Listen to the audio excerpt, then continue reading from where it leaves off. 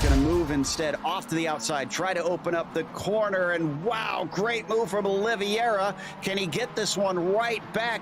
Cavisto's not done, but he carries the speed well. Oh, nearly. Once again, banging doors. Inside for Piper.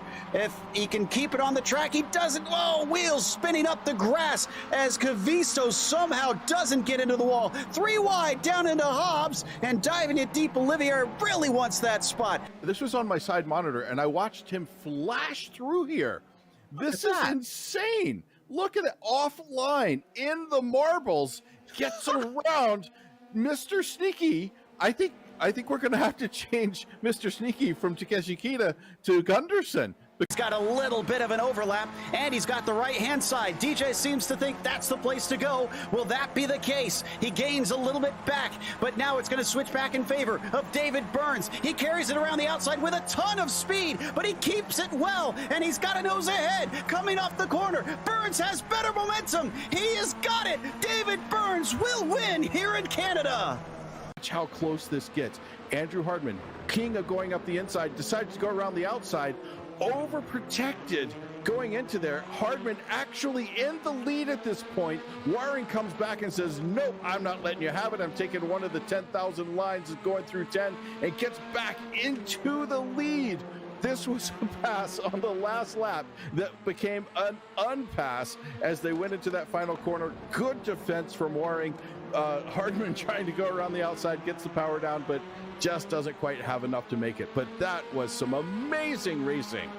And Challoner is going to try it, and they're going to go 3 wide.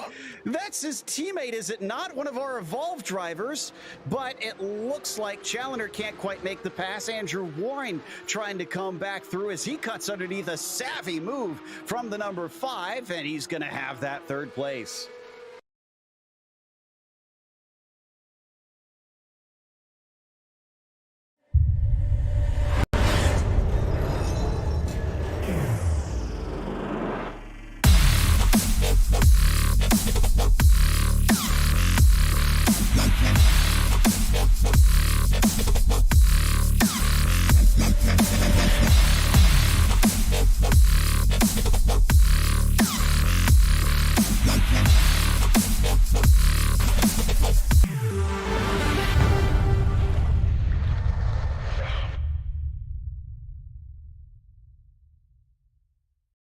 Hey there, I'm Nicholas Dubois, co-founder of Advanced SimRacing.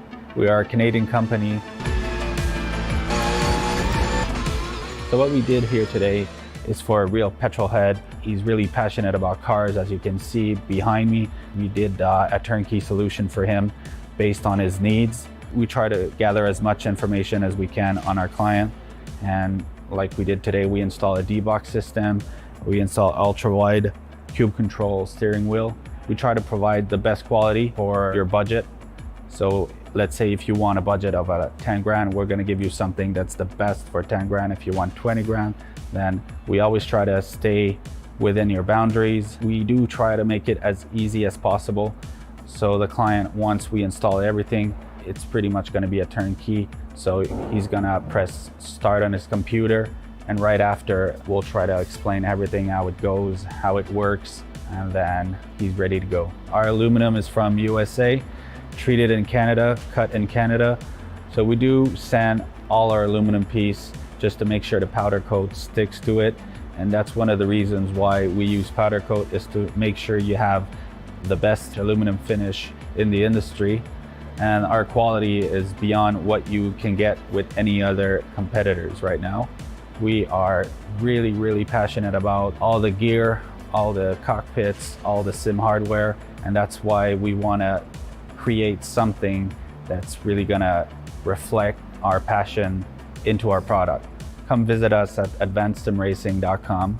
You can always reach us if you have any questions. You can call us, you can text us, you can go on Facebook, like our page, ask us questions over there, and we'll make sure to answer every questions there is. We are very passionate about what we do, and we try to make it as easier for you to go into the sim racing world, because there's a lot of gear, there's a lot of options, but let us guide you through your process, and let's hope you'll be an Advanced Sim Racing customer.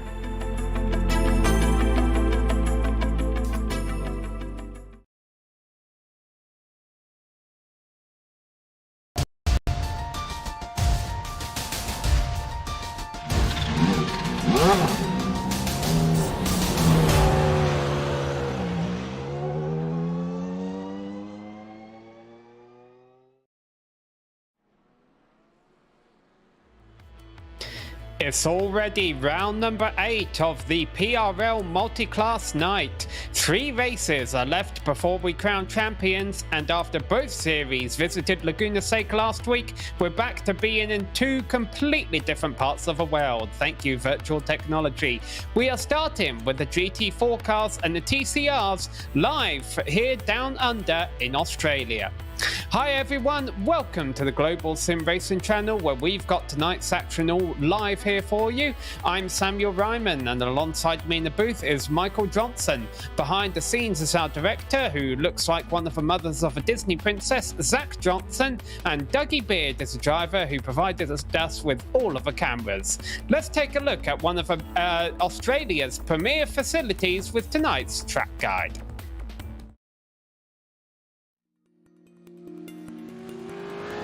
Welcome to Winton Motor Raceway. About 2.5 hours north of Melbourne, this track is a surprisingly small venue for the powerful cars that tend to visit here. Australian supercars, F3 and GT3 all shockingly try and squeeze into its tiny footprint. With just under 2 miles on the national layout and only 1.25 miles for the club layout, the 10 and 12 turn courses often get described as more like go-kart tracks.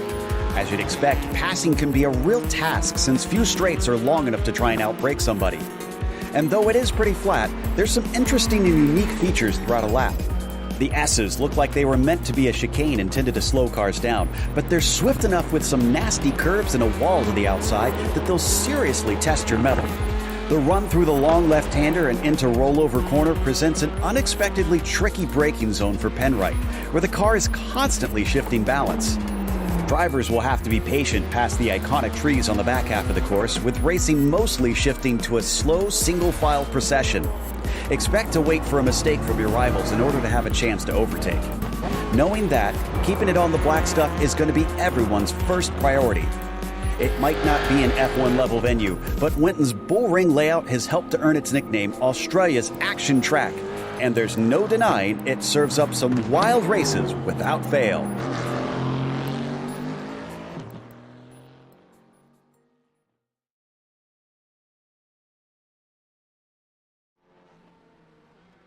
Well, Michael, sometimes we go to racetracks and we kind of feel like we're wasting our time telling the audience about the circuit, because some of them are quite familiar with our viewers, but I have a feeling we're not wasting our time today. This is a new track to iRacing. It's a new track to a lot of people who aren't down under in Australia, where it's quite a popular V8 supercar track, so let's take a closer look at it.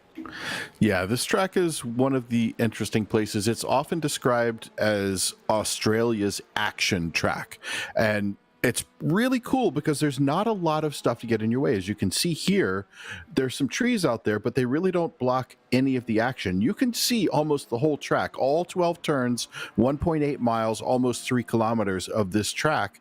And an interesting note, right where the Northern BM corner is, the old track used to go straight there over into and cut over to the Motorsports News S's. And that is one of the versions still used, but it was extended back in 1997 to go around down the Falcon Straight, around Advanced Petroleum Corner, and then back down the Kidham Straight, to extend the track and make it a little more exciting and give some run, because the drivers really wanted to stretch their legs, which is something we're going to run into a bit tonight. We have a massive overlap of cars in TCR with the GT4s, because the GT4s really don't get an opportunity to stretch their legs, and a really brilliant driver in a TCR can get pretty darn close to a really brilliant driver in a GT4 here. So it's going to be very difficult for everyone to mind their P's and Q's and race only the people they're supposed to be racing, and allow for passes to happen, because I think we're going to see some of the TCR drivers making pretty strong passes on these GT4 drivers, especially the ones 4th, 5th on back into the pack, because wow, this track just breeds excitement for racing. Yeah, and you can see from our still camera here how narrow the racetrack is. Well, qualifying is underway, but before we get to the on-track action, we got a few people we'd like to thank for making this broadcast possible. Our broadcast is being brought to you today by ASR, owned and operated by passionate SimRacers, Advanced SimRacing designs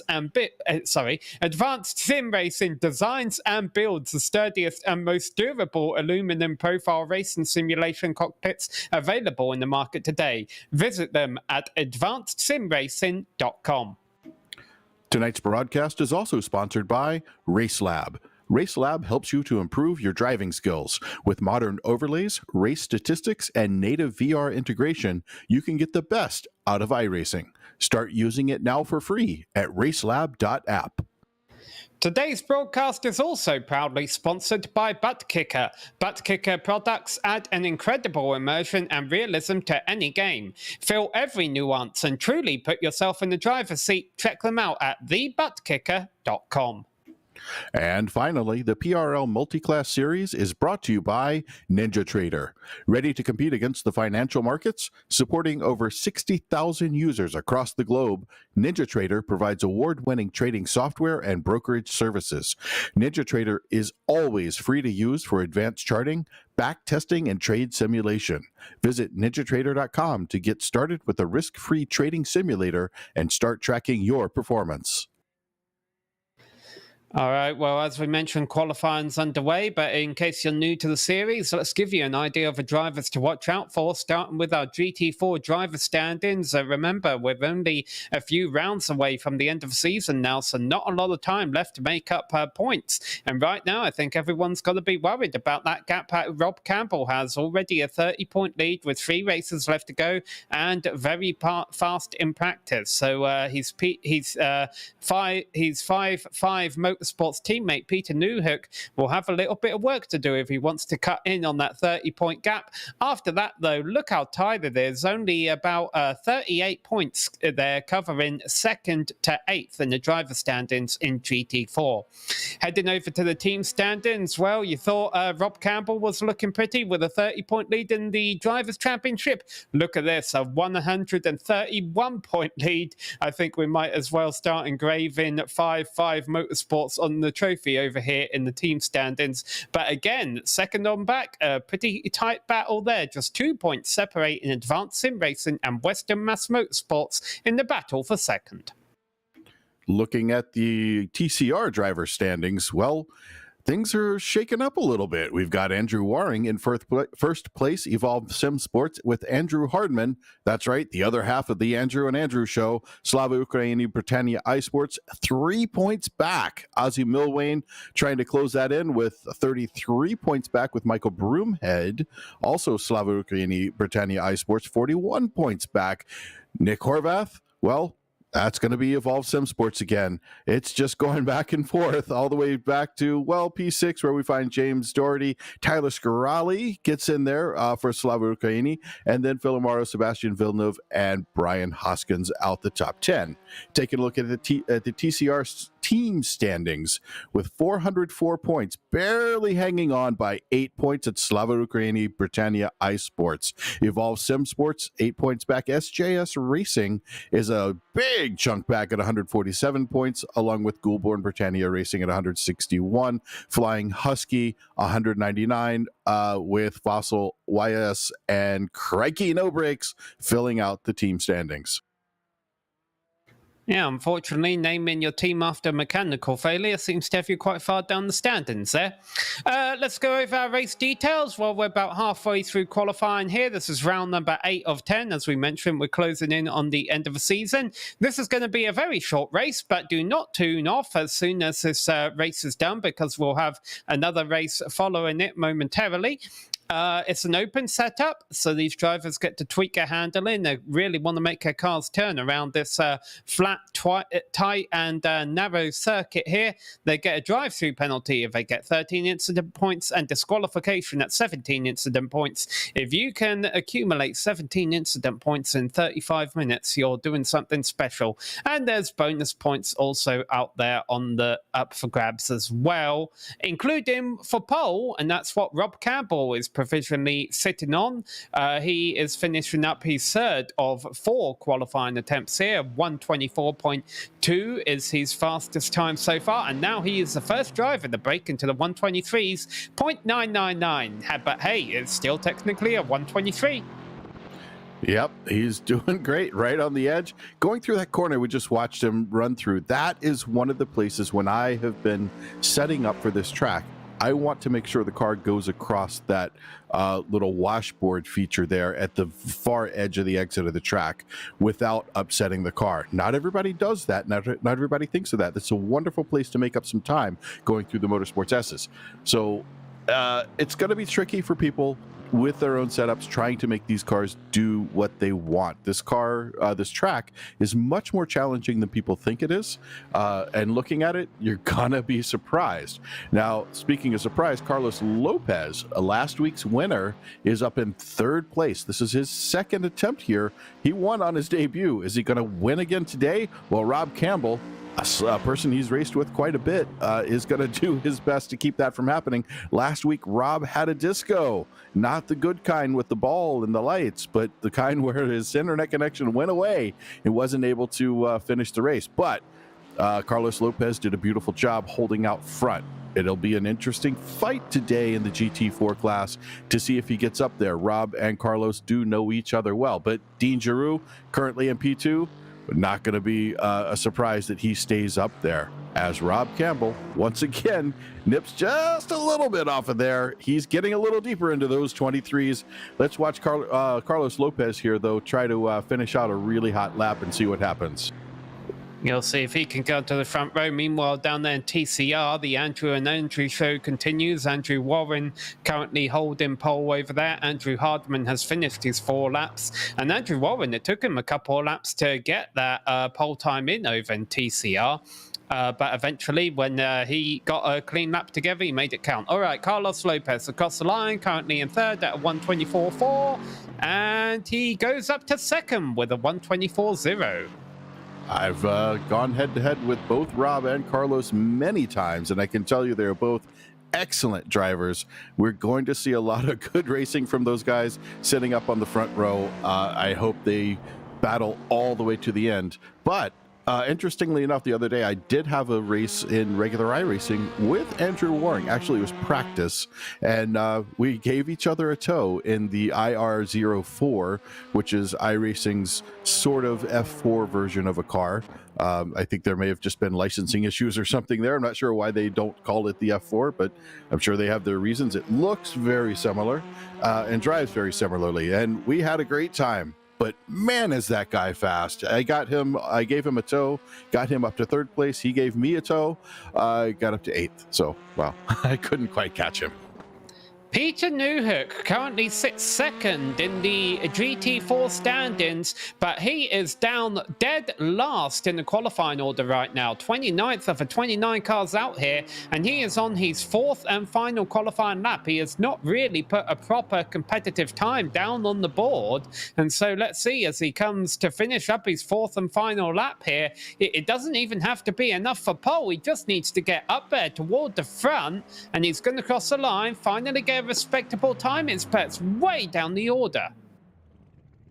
That is surprising from him. That is incredibly surprising that he's that far down. I would expect him to be much farther up the list here, but you know what happens. One day you just don't feel the track. You don't sing the song of the track. So it happens. It's frustrating when you get there, but knowing Peter Newhook and seeing him race, I expect he will fight his way through this crowd pretty quickly. And let's take a look at the full 29 cars involved in this crowd. With our starting grid here is Rob Campbell on pole position by 0.2 of a second over Carlos Lopez. These are all GT4 drivers. Dean Giroux will be starting 3rd ahead of Sean Mulholland. Kevin Bergquist is in 5th position ahead of Devin Lampke. Dave Peterson and Sylvain Bergeron will round out row number 4 there. And Robert Dralinotto and Jeffrey Sabok round out your top 10. And P11 on row 6, Johnny Luna with Christian Lesiak in P12. Peter Newhook surprising down there in P13, Don Bowden in 14th, Skip Gandy 15th, and Pete Thomas in 16th. Yep, so that's your GT4 field on pole position. Over in the cars represented in blue here, these are the TCRs. Andrew Warren with Andrew Hardman alongside him. Tyler Scarali starts third place ahead of Michael Broomhead. Ozzy Mowain will start from fifth ahead of Phil Amaro, and then we got Nick Hovath and James Daughtry. Joe McCauley will be starting ninth ahead of Jeffrey Smith, and there's just 3 drivers left to round out the field here, and those are Brian Hoskins, Jean-Sebastien Giraud, and Jerome Stanton. Looks like a short pace lap here, Michael. Not a lot of time to get these tyres up to temperature. No, it's going to be pretty quick for these guys to get these tires up to temperature. I expect we're going to have a very lively run through the Motorsports S's, the Motorsports News S's. So when that pace car dips in here and we watch him dive in, this is going to get pretty lively. Rob Campbell has control of the field. He's just got 3 races left to maintain a pretty healthy points lead, and his closest points rival is mired far back in the field. He's already on the loud pedal. The pace car is off, and we are racing here at Winton Motor Speedway. Yeah, looks like a nice lead out there for Campbell and Lopez. They are going to try to open this up. Oh, Lopez, nice under braking, closes it up just a bit, but it looks like Campbell's got a little bit better management of the throttle as they come off the corner going through the Motorsports News. S is coming up through Honda into Nissan. This is where things start to get exciting. You don't have a lot of opportunity for runoff. Let's take a look at the TCR start. Yeah, Andrew Warren is waiting very late to go here. And there he goes. He finally goes. He doesn't really get a launch over the rest of the field. Now, these drivers are going to be running a very similar lap times to the GT4 cars, as we see the car in fourth back there blinking a little bit, and that leads to a bit of contact in that first chicane.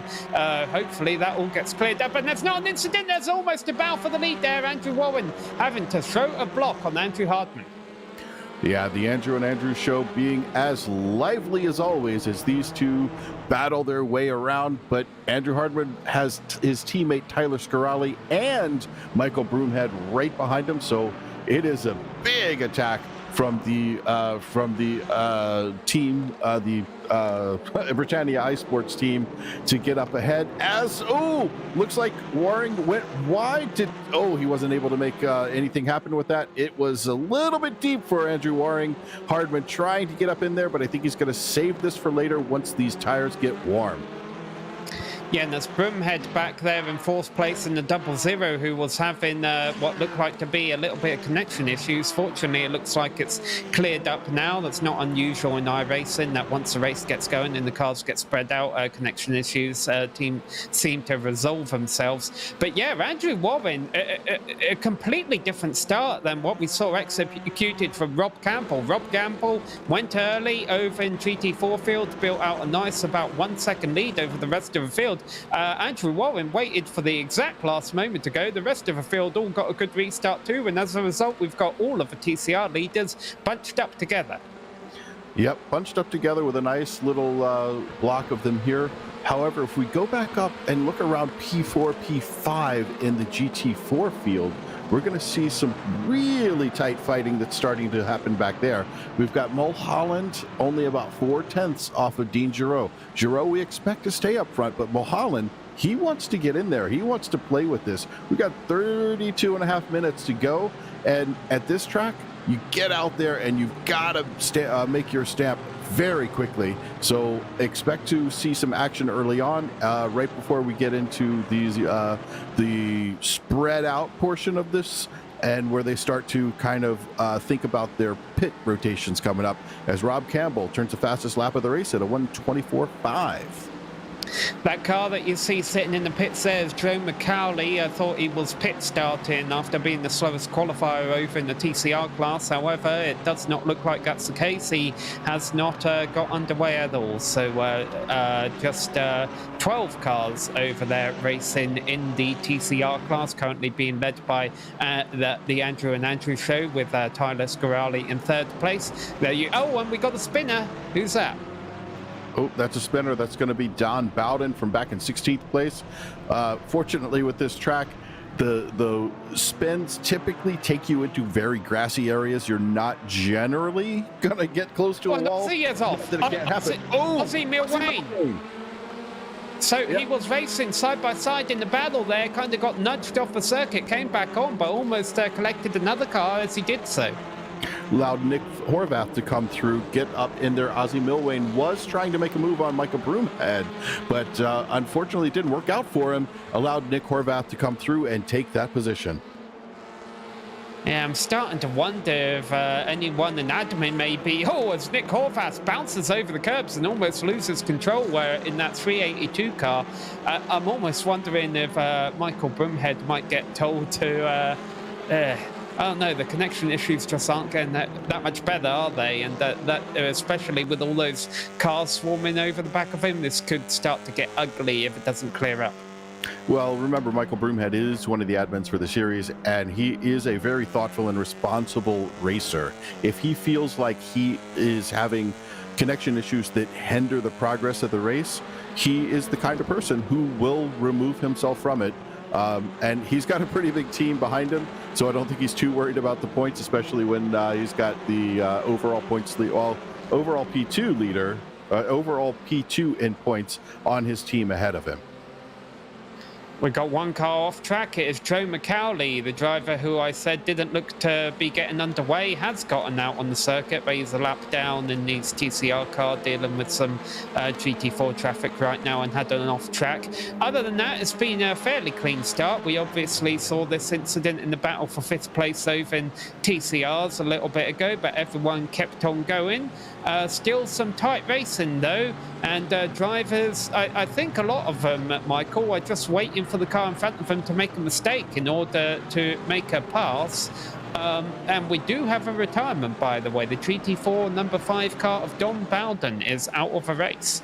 I guess that spin was a little bit too much for him to handle. He figured he's too far back, not going to collect the points, and may as well just take the drop week at this point. So yeah, not a bad decision, quite honestly. As we take a look here at this little grouping, this is our closest group here. I'm going to say this is, I think, Peterson on Lamkey, and this has been pretty tight for a little bit. They have been going back and forth from about 0.6 down to about a quarter of a second, depending on what part of the track they're in, and honestly how the car came off the corner. That's a lot of the setup. That is a whole lot going on in the setup here, that you set the car up for beginning of the race, end of the race, how you come off a corner, how you go into a corner. Do you like to be the guy who late brakes like Daniel Ricciardo, or do you want to be the guy who comes off the corner like a rocket, like Max Verstappen? So what are you looking for out of your car? How does it suit you to drive? As we watch him here, he's getting close again, down to about 3.5 right up to a quarter second,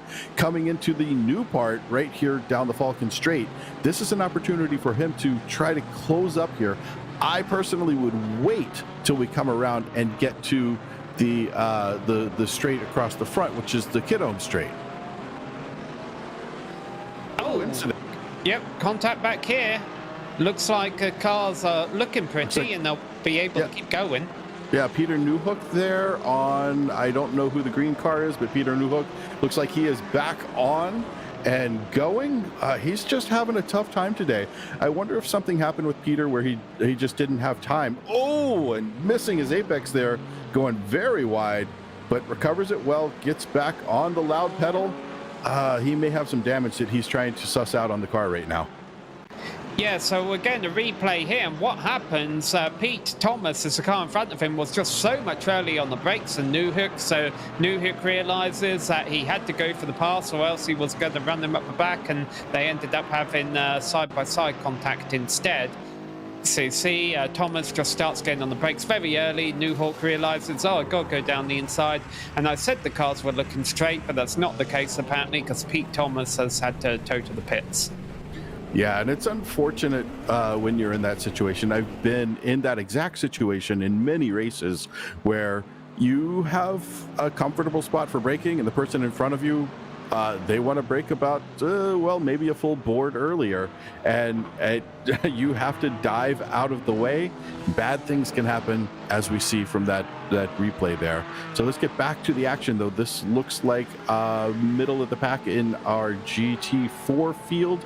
A couple of Porsches working their way through, trying to get in through it. Now let's watch right here. So this is an interesting part of the track. This is what I like to focus on, that exit right there. You see that red and white, that is just like a washboard when you go over that. If you can use your dampers, if you can tune those in so you go across that without upsetting the car, you're going to have a fast lap.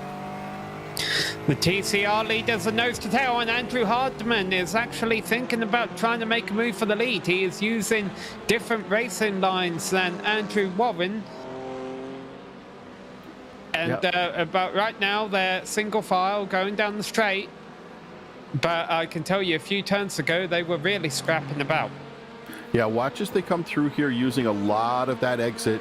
Now, Hardman has the good fortune to have Tyler Scarali right behind him. That's his teammate. His teammate's there to help him. Now, both of them want to win, but I don't think Tyler is in a position to say, well, I'm going to win at all costs. I'm going to help my teammate, is what he's actually saying. So if he gets up there, he's going to communicate with his teammate and say, look, I'm good. We don't have to worry about this. You make the pass, and I'll just follow you through. As looks like the Andrew show is on again. Waring goes wide. Hardman is able to make it through and takes the lead of the TCR class. Temporarily, Warren right back down the inside, and now Hardman is going to fade back into second position. So this battle continues. Now this three-car pack is about 5 seconds ahead of the rest of the TCR competition, so they can afford to do this a little bit without losing too many positions. But it does seem, and I kind of mentioned this in qualifying, that until Andrew Warren got that fast lap in, that he hadn't really had a great lap. It does seem that Andrew Warren, he's got a lot of pace, but not every lap is perfect. He's not exactly being consistent here, and I wonder if that could end up in difficulty in the long run, which, you know, could ultimately cost him the win of this race. It could. So what I find when I see something like this, where you're just not getting the consistency, sure, you got a fast lap, but that often tells me that somebody just didn't have time for practice. Some people are able to go practice every night, and they work 4 or 5 hours, and maybe they just don't have day jobs and can get away with that, but other people spend more time doing it. This kind of smacks of a very talented driver, a very fast driver, who's kind of learning as he goes. This is the corner where he went wide before, but look at that. Andrew Hardman tries to get up underneath him. Andrew Waring, though, I can tell you, that guy is fast in anything. And Tyler Scarali fast too, just sitting there in third place, waiting to see what will happen next in that number 15 machine. And we're waiting to see what will happen next, because this is still early days in this race. I know it's a sprint race, only 35 minutes, but we're only about 10 minutes through. So, you know, there's still a lot that could happen in the long run here.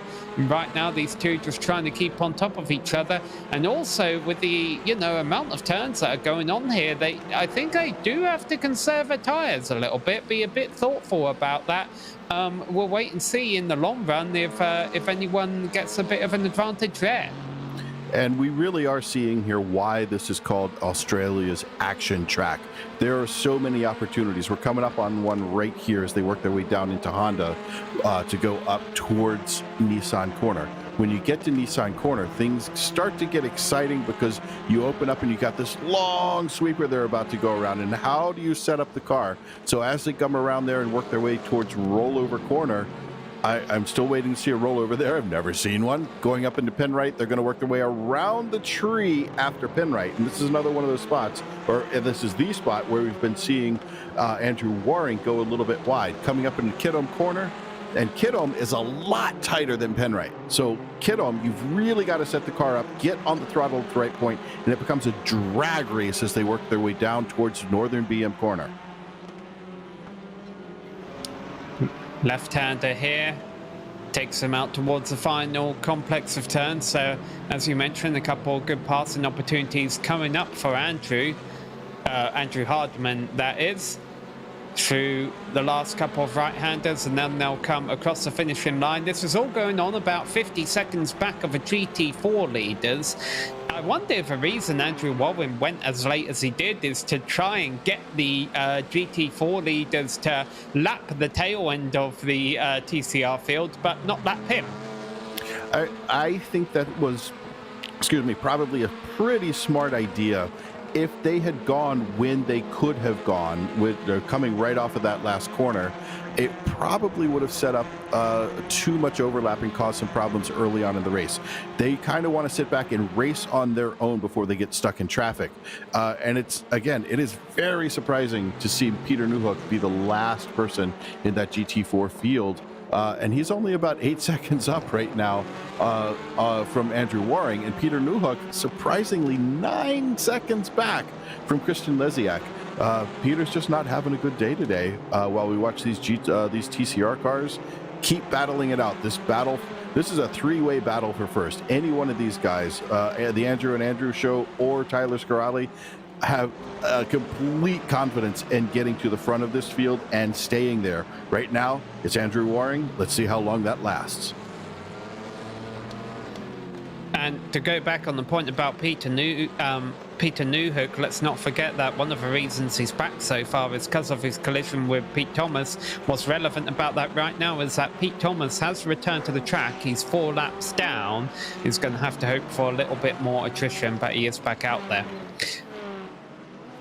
Yeah, good to be back out on the field as we see him here working his way back around the course. Sometimes you just got to put your nose down and put your head down, nose to the grindstone, and go for it, because you never know what's going to happen. You might be in P15 now, but big crash takes out 4 cars. Well, you're up a 4 position. So yeah, keep going for it. So we take a look. That is Carlos Lopez, I think. Dean Giroux has closed up a good gap on here. This is looking like about a 1, 2, 3, 4, maybe, yeah, 1, 2, 3, maybe 5 car push for second place. And side by side for the TCR lead again. Andrew Warren went out wide. Andrew Hardman is alongside him down the inside.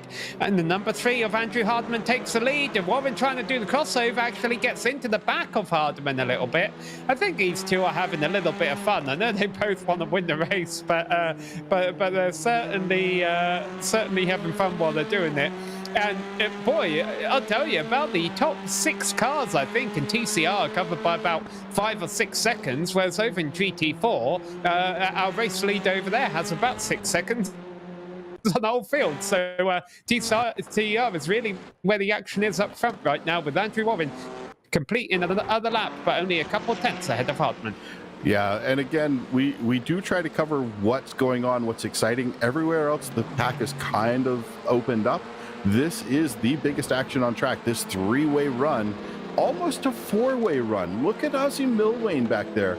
He's trying to sneak up into this, trying to get a little bit of a draft off of Tyler Scarali. He's not that far off of him, only about 1.7 seconds. That's just outside of the draft range. And the only place you can really use the draft here is going to be on the new section of the track, going down Falcon Straight and then back down the Kidhome Straight. Everywhere else, it's just kind of too short to make any advantage happen with the draft. But where is he now? 1.5 seconds, 1.6 seconds. He is just trying to nick off little tenths here and there as they work their way through this lap. Talking about Nick, our pit stops have started with Nick Horvath and Jean-Sebastien Giraud coming into the pits in their TCR cars to get their pit stop done and dusted with, right about at the halfway mark. Keeping an eye also, of course, on the battle for 2nd through 5th it is in GT4. Carlos Lopez, Dean Giraud, Sean Mulholland and Kevin Bergquist is rounding out that little battle, and there could definitely be some change for positions there when the pit stops come around.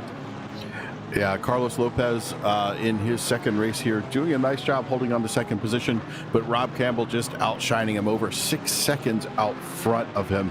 And these guys, they remember last week. They want to hold on to Carlos because they know he is one quick driver. And if they can just kind of hold on to his tail, they are hoping, I bet, just like you said, that something happens at the pit stop. Maybe somebody crashes the cones a little too quick. Maybe somebody accidentally takes on tires as we watch the TCR field try to go around some lap cars. Oh, and somebody going wide. That is one of our lap cars going wide there as the Andrew and Andrew show is putting on a blockbuster for us today. Yeah, and almost spinning around. That was almost a big incident there right in front of our TCR leaders. And there we go. We got more trouble. Yeah, a little bit more trouble there. And Tyler Scarali still trying to hold on to third position. Oh, is that, wait, is that Hardman and Waring, or is that Scarali and Milwane? I keep confusing which ones are which. I think Milwane is in the white car, the white-sided car. Yeah, this is our first and second, followed by third and fourth. It's almost like we've got a race for first and a race for third going on now. Ozzy Milwane has caught up to Tyler Scarali and is trying to make his presence known. Yeah, for a much lesser position, but equally as intense, I've been keeping half an eye on the battle for 12th over in GT4 between Christian Lasek and Robert Jalinotto, but keeping an eye on this battle for the lead in TCR because I don't know if the sponsors have been getting angry at these two, saying, hey, we need more camera time. So maybe they've had a mutual agreement here saying, hey, let's just trade the lead every lap or two, so make sure we get all the camera time. Well, it's working, guys. Yeah, nice going, guys. Getting a lot of camera time, that's for sure. But this is quite the show. The Andrew and Andrew show coming at you again this week, putting on a like I was just saying, an absolute blockbuster of a show. As they work their way around here, this is like a mirror image. First, second, third, fourth. They are equally tight all the way around. If we get a look at this, look at how Ozzy is trying to close up on Tyler. Man, these guys are fighting it out, and this is starting to be a really intense battle. What I expect to happen, though, I think Ozzy's going to back off a little bit to try to catch up because I think he really wants to be in third. Actually, that doesn't make any sense. That would be a terrible idea. I think Ozzy needs to attack now and get onto Tyler Scarali and get him to make a mistake so he can take third all by himself. Well, I almost wonder if one of them will come into the pits soon, but not this time. Nope, not this time around, but I think we're going to be watching some pit stops happen in the TCR class fairly soon here. It looks like Andrew is opening up over Andrew. That would be Hardman over Waring just a little bit. He's starting to give himself a bit of a cushion. Now, it's weird to call this a cushion this close as, oh, Andrew Waring tries to cut up underneath the inside and actually does get up in there. Wow, this is getting tight. This is getting to be a crazy tight race. The battle for second through fifth in GT4, they all stay out. None of those guys coming into the pits just yet. Here's a battle. You can see first, second, third, and fourth all in the TCRs, and it looks like P3 went a little wide there, and we have a little scrap going on for third place through the left-hander. And they're still not resolved. Still going at it. Now it's going to be a drag race to get down to the left-hand corner down here, and there has been a complete flip-flop. We've got now Waring in first, Hardman in second, Milwane in third, Scarali in fourth. This is a major team battle right here. Every single point counts. So we've watched it flip-flop from what we have. We watched it get to here. Man, this is going to be the most exciting race on the track, it looks like. Well, I don't know. There's a few drivers out there a bit further back who have been putting on a little bit of competition. There has been some excitement throughout the track. The good news is we haven't had any more tore-up cars. Everyone's been keeping on the track for now, but I would not be surprised as we get close to the final 10 minutes of this race if the intensity picks up a little bit. Yeah, and right now we're taking a look at Carlos Lopez in the Aston Martin, keeping ahead of the BMW of Dean Giroux. He is trying to hold onto that lead. I get the feeling, though, Dean is just biding his time. He knows where he needs to be.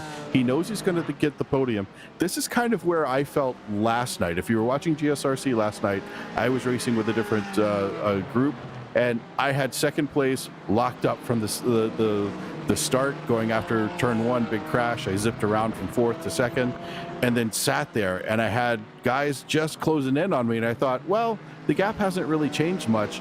Well, and then the guy in third got around, and then we had an amazing battle. That could happen here because who's in fourth? That's going to be Sean Mulholland. So I think we might see Mulholland. There he is right there on your screen trying to make a good run. Coming into the pits, though. This is Andy, Christian Lasyke, and Peter Newhook coming in from the back of a GT4 field. So GT4 pit stops underway. Yep, looking good for the GT4 field. They're getting their pit stop run through as we get back to our TCR leaders. This is going to be back to the Andrew and Andrew show. Those rear brakes really heating up as we watch them go across that washboard.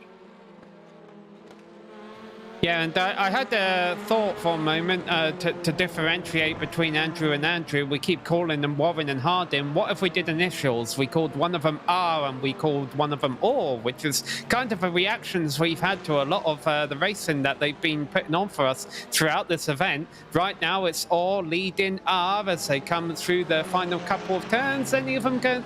sorry, we run part of a track there. It's so flat that some of the parts look similar. More cars in the pits now. More cars in the pits. Looks like Carlos Lopez has made his way down, as well as Rob Campbell. Also in the pits, that puts Dean Giroux in the temporary lead. We'll have to see how that works out through the pit stop rotation. I expect him to pit in the next couple of laps.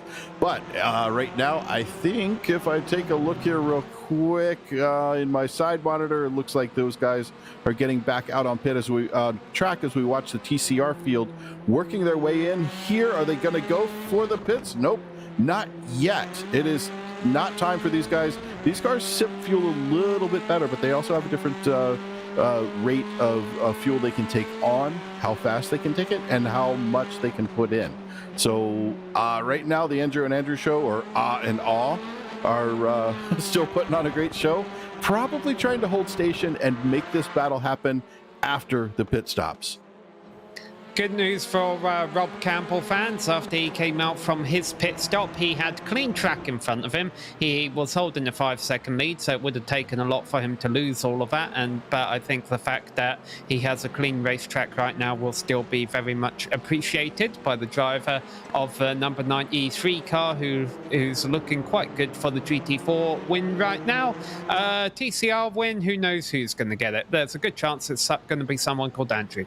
And it looks like Giroux, Mulholland, and Bergquist are all in the pits right now in the GT4 field. So we'll keep an eye on what's going on with these guys, because looks like Campbell and Lopez had pretty much identical times going through the pits. So cone to cone, they were absolutely identical, and it's going to make it hard for the Giroux team back there to make their way back up.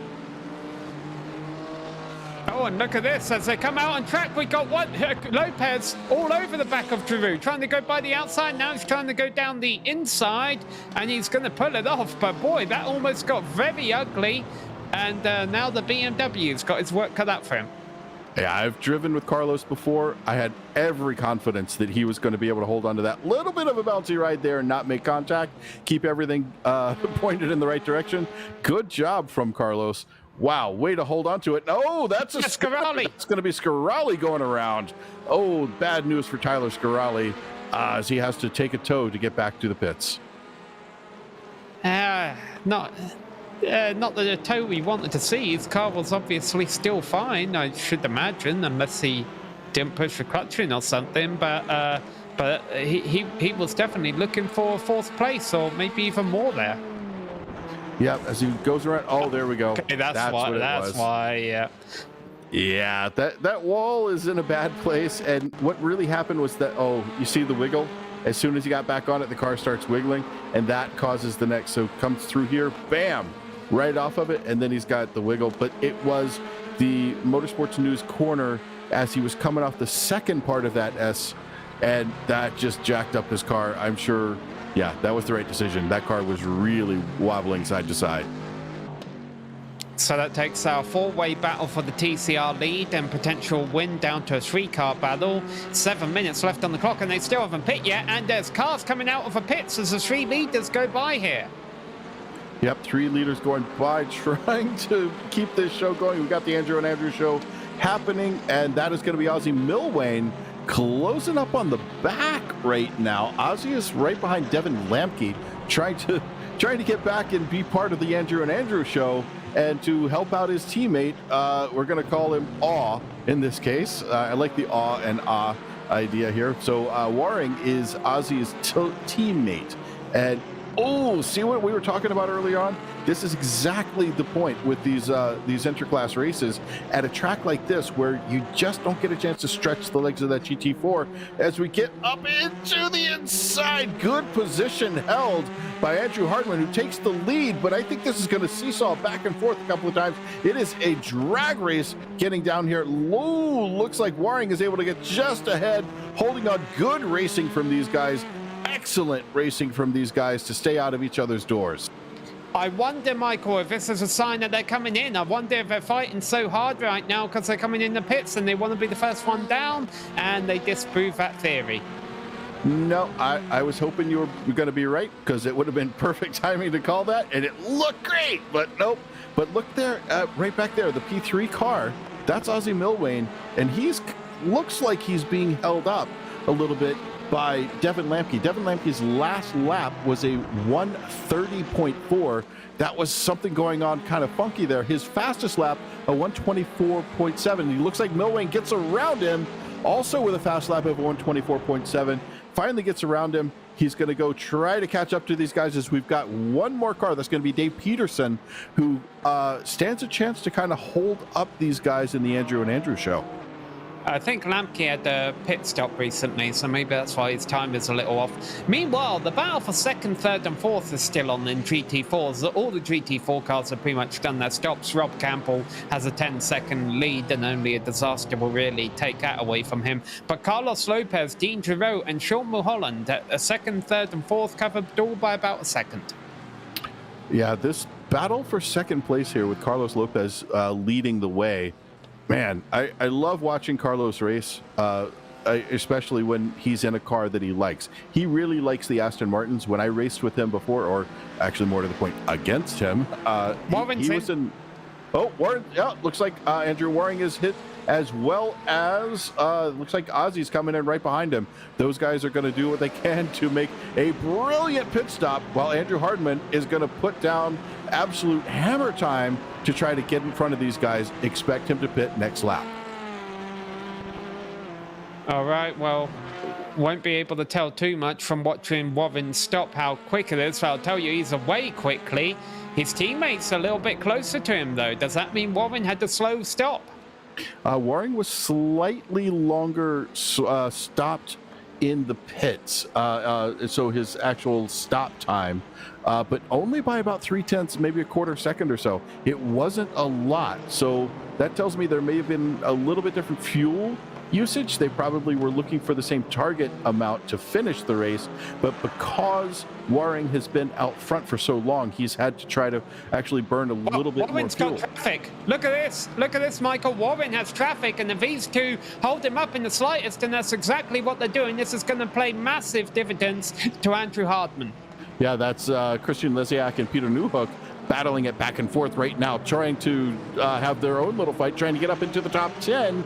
But Andrew Waring and Ozzy Milwane, just bad timing for their pits. They had to go, but looks like Waring's trying to get around, trying to go around the outside, puts the hammer down, heads on down the straightaway, and looks like Lesiak's gonna give him the place and let it go. And now in the pits, the other Andrew, the Andrew and Andrew show, that is Andrew Hardman. Let's keep an eye on this. If we keep one eye on Andrew Hardman and watch Andrew Waring coming around, where is he going to make it happen? That was a quick stop. Oh, it's over a second faster.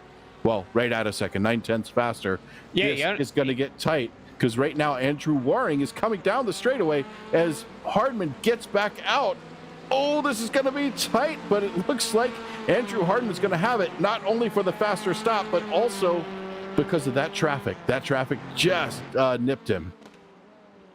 Yeah, that was ultimately the determining factor, and the only thing Warren can really hope here is that Hardman didn't take in enough fuel, but honestly, Hardman only needed about 2 laps of fuel. Now, Warren has... let's get a replay on that if we can. That was Andrew Waring going a little bit wide. I'm expecting he didn't. It doesn't look like he hit the wall there in that same spot that Tyler Scarali did. Hopefully we can get a replay of how we went around there. Here we are in the GSRC replay machine coming through the corner. That's going to be coming, there he is right there, flying through there and just boom, right off of that curbing. That is a tough spot as his teammate goes past him. That's going to be Ozzy Milwane taking up P2. And I think Rob Campbell will be coming around to start the final lap next time he crosses the line, because we've got less than 90 seconds on the clock. Yeah, taking a look at Rob Campbell right now on my side monitor while we take a look at this this race. This is still on. This is for a major chunk of points. I think Andrew Waring, who's currently your points leader, needs to get back up there to have a chance to battle Andrew Hardman for the overall lead at the end of the season. We are close to the end. He's going to want to stay up there. Let's see if there's sort of team orders happening here. Oh, as he does it again. He did the exact same thing again. That was almost picture perfect. Keeps it going. It doesn't want to do that too many more times. Fortunately, he's on the final lap, so he shouldn't have to worry about that again. Well, actually, no, he's behind the leader, doesn't he? So that's going to be Rob Campbell starting his final lap, going past start finish into the Motorsports News S's. Very calm and collected, working his way through there. Doesn't need to push it too hard. He's got so much of a lead. See, he didn't even use any extra space out there. But now let's go back to Lopez. Lopez has got a little bit of a battle. Jean Giroux in the BMW right behind him, the 44 there. Ooh, this is going to get crazy on this last lap. Giroux can do something here. And that last car, Sean Mulholland, that battle for third, I think, is actually a little bit tighter than that battle for second. Yeah, this is going to be Mulholland's chance to get onto the podium. He's looking at Giroux with like a cheetah looks at an antelope. He wants to get up in there and make something happen real quick. He's got one lap to do it. Yeah, and that's the antelope there. Dean Giroux has just got to think, hey, you only have a cheetah only has energy for a short burst of speed, and then I don't have to worry about him that much in all reality. But truth be told, there are only a couple more overtaking opportunities, and one of them, of course, is at the end of a very long straight here, but Rob Campbell doesn't have to worry about anyone being behind him. Heading through the last couple of turns, number 93 has had a flawless race at the front of a field of a GT4 class, and he is going to take a win here at Winton. Nice drive there, flashing the lights for us, showing us how excited he is. Carlos Lopez coming around the final corner. It looks like Mulholland is going to hold on to fourth place, which puts Giroux into third place as, well, Carlos Lopez also giving us a nice little light flash there at the end. And now over in TCR, Andrew Hardman not really being challenged at all ever since that round of stops. It was a great battle between him and Warren throughout the first half of the race. It was really the lap traffic that did Warren in, but I think even without that, Hardman had a faster stop. He seemed to have more control of his car's route of a race, whereas Warren was making mistakes throughout the entire race. And this is a deserved victory here for Andrew Hardman across the line here at Winton. And it looks like Ozzy Milwane's going to take second place, not giving it up for his teammate. He wants that P2. Then that's going to put P3 in the hands of Andrew Waring. So the Andrew and Andrew show gets split up today by Ozzy Milwane. And this has been a change on the last lap here for fourth and fifth in GT4. James Daugherty has made his way by the car that's been blinking a little bit on and off all race long, Michael Broomhead. But he makes it to the end, but he will have to settle for fifth behind James Daugherty. So nice race today, a just great track. I understand why people love this track so much, and I am just head over heels in love with this track. I can see why iRacing brought it. It's fun. You have really good opportunities for setting up your car to go around tight corners and get on the throttle and make a beautiful exit and launch yourself down these straightaways and then big brakes again into these tight corners. I really am starting to like this track more than any other. I got to get myself to Australia again and go drive this one. All right, well, let's go through our finishing order here. Over in the GT4 class, it was Rob Campbell taking the lead by about 9 seconds over Carlos Lopez. Second through fifth, throw a blanket over them with Dean Giroux, Sean Mulholland, and Kevin Berquist also catching up to that pack at the end there. Dave Peterson finishes in sixth ahead of Devin Lankey and Sylvain Bergeron. Jeffrey Sabok finished in ninth place, and Peter Newhook rounded out your top 10 in the GT4 class. Picking up with P11 in the GT4 class, it looks like Christian Lesiak with Robert Gallinotto. Skip Gandy still on the lead lap. First lap car is going to be Johnny Luna. Pete Thomas 5 laps down with that early on incident, and Don Bowden 23 laps down in 16th. And then over to the TCRs, where your race winner was Andrew Hardman with Ozzy Milwain, splitting up that Andrew and Andrew show.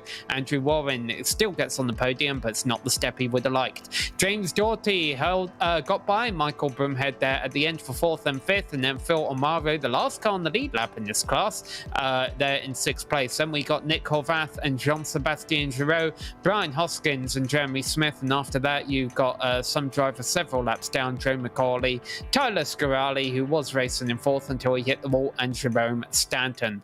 All right, well, let's talk to a few of our drivers here, starting with Rob Campbell over in the GT4 field. And Rob, major win for you here, not only because it was a dominant victory, but also your closest championship rival, Peter Newhook, running into some trouble today.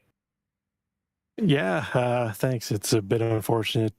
Peter's my teammate, so for the team battle, that kind of hurts, but I'll take it as far as the driver championship goes.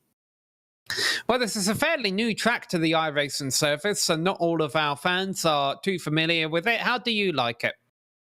To be honest with you, I don't. It's I've kind of nicknamed the back section of the 180s Vertigo, because it feels like by the time the race is over, you're dizzy and you're looking to sit down. But I don't know. I think in the right kind of car, maybe in the Mazdas or the Skippies, it might be fun. But anything faster than that, it just doesn't seem to quite have a real good flow around it. But it is what it is. We took the win. Yeah, 2 rounds left to go. How are you feeling about them now that you've built up a little bit of a cushion here? Pretty good. Mid-Ohio is a favorite track of mine. That's next week, so I'm looking forward to that. And then Interlagos the week after is it's always a fun one to head to. So looking forward to the last couple races here. All right. Well, thanks for coming to talk to us, Rob, and we'll let you go. If you want to give any shout-outs, go ahead and do that. If not, we'll see you next time at Mid-Ohio. Yeah, we'll see you later, guys. All right, well, that was our GT4 winner, Rob Campbell. And Johnson, you have caught up with our TCR winner, Andrew Hardman. Indeed, I have. The Andrew and Andrew show got split up a little bit today, didn't it? How was how did that make you feel, being able to have someone else behind you for a while? Yeah, it was cool to have Ozzy come up and race, as well as Tyler near the beginning. I felt like Waring was maybe pushing me back into them a little bit, which he's perfectly entitled to do. And then at the end, I think I obviously didn't see what happened, but I saw that Ozzy was in second at the flag. So that's, definitely interesting. So the battle through let's just say the entire race, because it was back and forth with you guys. It was hard to tell who was going to be leading from lap to lap. Was there any communication between you about, hey, let's pull away from the pack, or was that all perfectly natural? I'm going to pass you and I want to make it stick forever. So it was a bit of a strategy game. So I didn't really know how much Waring was pushing. I was really trying to conserve my tires. I found that the car is really sensitive to sliding on this particular track. On every track for that matter, but this one in particular. So it was kind of an idea of like, I was trying to be as slow as I possibly could while staying behind him. And then if I felt like I was being held up and Ozzy was getting too close, I would try to go for a pass, but not try to roast my tires. So it was all really a long game. I was trying to have a car that was ready to battle with him at the end, because I didn't at Laguna. But we never got to have that battle right at the end, but happy to come up with a win regardless. And a nice win it was. One primarily in your strategy. So you had a significantly shorter pit stop by a second, which is huge at a track like this. And Waring had some trouble with traffic. Was it a strategy call? I need to go in this lap unless he does, or did you just wait until the last possible minute to add fuel? Yeah, I stretched my fuel as long as possible. I was doing a little bit of lifting and coasting behind Andrew at the beginning, so trying to extend that by at least one lap to see if I could sort of do the, I guess it's called the overcut if I pit later. Because I find that the pitting the later you can go, the faster it is. So that was, that was just my strategy, and it worked a treat. Indeed it did. That was a really nice job out there racing at the Winton Motor Speedway. Who do you have to thank for today's victory? Of course, the Team Britannia, Mike and Tyler. Mike is a little under the weather today, so thoughts go out to him. And Tyler had a bit of a rough race, so also I feel for that guy. He's done an amazing job in the TCR series so far, and other series we've done. The nicest guy you'll ever meet. So yeah, I feel for Tyler today, but he'll bounce back. He's an awesome driver. Of course, you guys for putting on a great show. Organizers of PRL. I'll be switching to the GT3 series next year or next season, so that'll be a fun new challenge. I mean, looking forward to that. They've packed the series, which is awesome. It's up to 50 entries already, so it's gonna be really cool to see that. And then, of course, my family and my girlfriend. Thank you. Well, thank you as well. That was Andrew Hardman, and maybe in the GT3 series, we'll see you doing a shoey. We have one person doing shoeys there already, but we can always use a second. Meanwhile, though, looks like Samuel has my main man, Carlos Lopez, ready to talk to. Samuel, take it away. Yeah, we'll see if we can bring Carlos in here.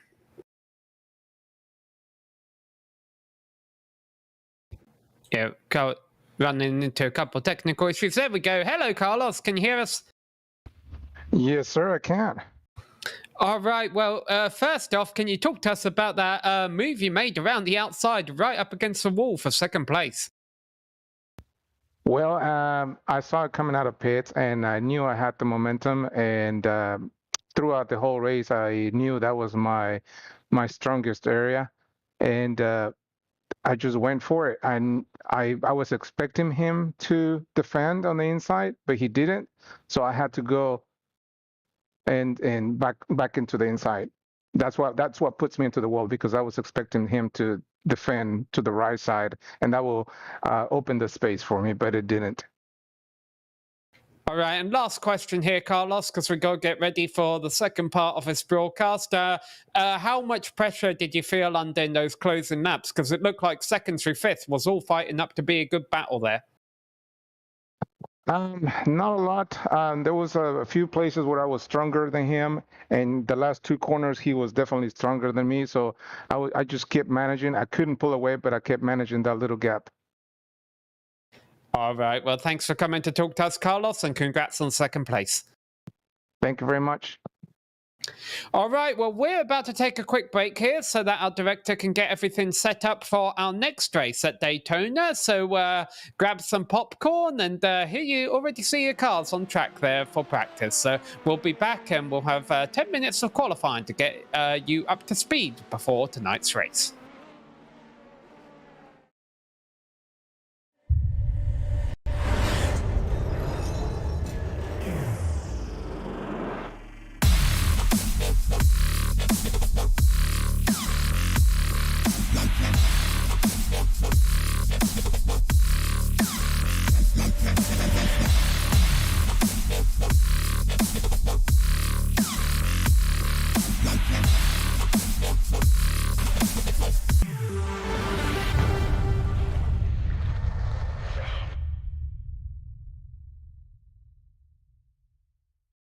Hey there, I'm Nicholas Dubois, co-founder of Advanced SimRacing. We are a Canadian company. So what we did here today is for a real petrol head. He's really passionate about cars, as you can see behind me. We did a turnkey solution for him based on his needs. We try to gather as much information as we can on our client. And like we did today, we install a D-box system.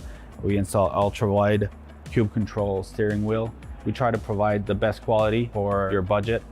So let's say if you want a budget of 10 grand, we're going to give you something that's the best for 10 grand. If you want 20 grand, then we always try to stay within your boundaries. We do try to make it as easy as possible.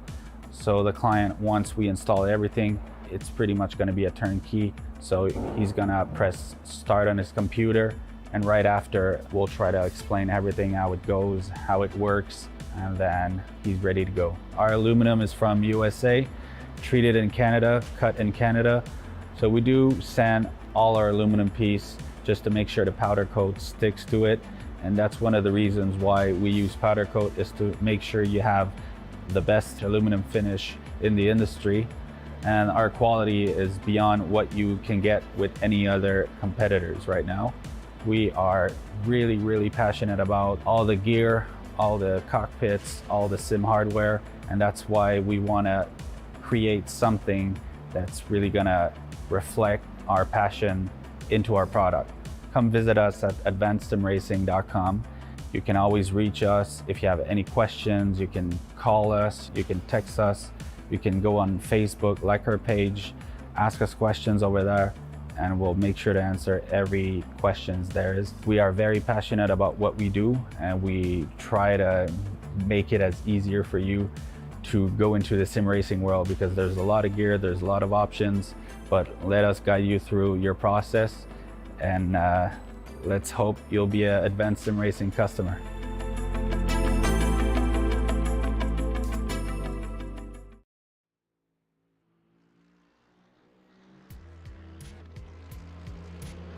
Welcome back to GSRC, and now here we go into our second race coverage of the night of our PRL Multiclass program here.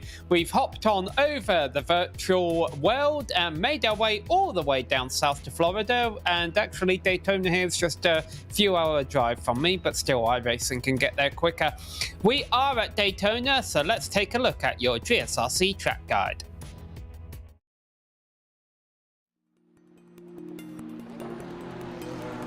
Welcome to the Daytona International Speedway. While many oval fans associate this Central Florida track with mainly NASCAR, the road course has gained just as much worldwide fame thanks to it hosting motorcycles and sports cars for decades. In fact, the flagship road race, the 24 Hours of Daytona, has become a major draw for drivers of all disciplines, many eager to have a go at endurance racing. The stats make this place sound relatively simple, with 12 corners on the regular road circuit and 14 on the NASCAR version, both spread amongst 3.5 miles. Indeed, a majority of the lap is spent on the oval portion, where you fly along the notoriously steep banking. But it's easy to underestimate the challenge presented to the drivers. The infield portion begins with the scary kink entry of Turn 1. Not only is it the fastest part of the track, but the transition from the banking to the flat tends to upset the car as you slow it down. There's also the bus stop chicane on the backstretch. Added in the 80s, this is a tricky piece of circuit that punishes a poor exit severely, with it leading back into the latter half of the oval. As you'd expect, the long periods on throttle mean that drafting tends to play a factor in the racing. It also means passing isn't usually too great of an issue if you have the pace to catch someone. The more difficult thing is managing to gap your opponent so that they don't ride in your slipstream once you get by. With half a century of endurance racing collected among these walls, it's not unfair to say that road racers have just as much claim to call Daytona home. Fans who come to watch certainly won't be disappointed by the high speeds and fantastic thrills it invariably provides each year.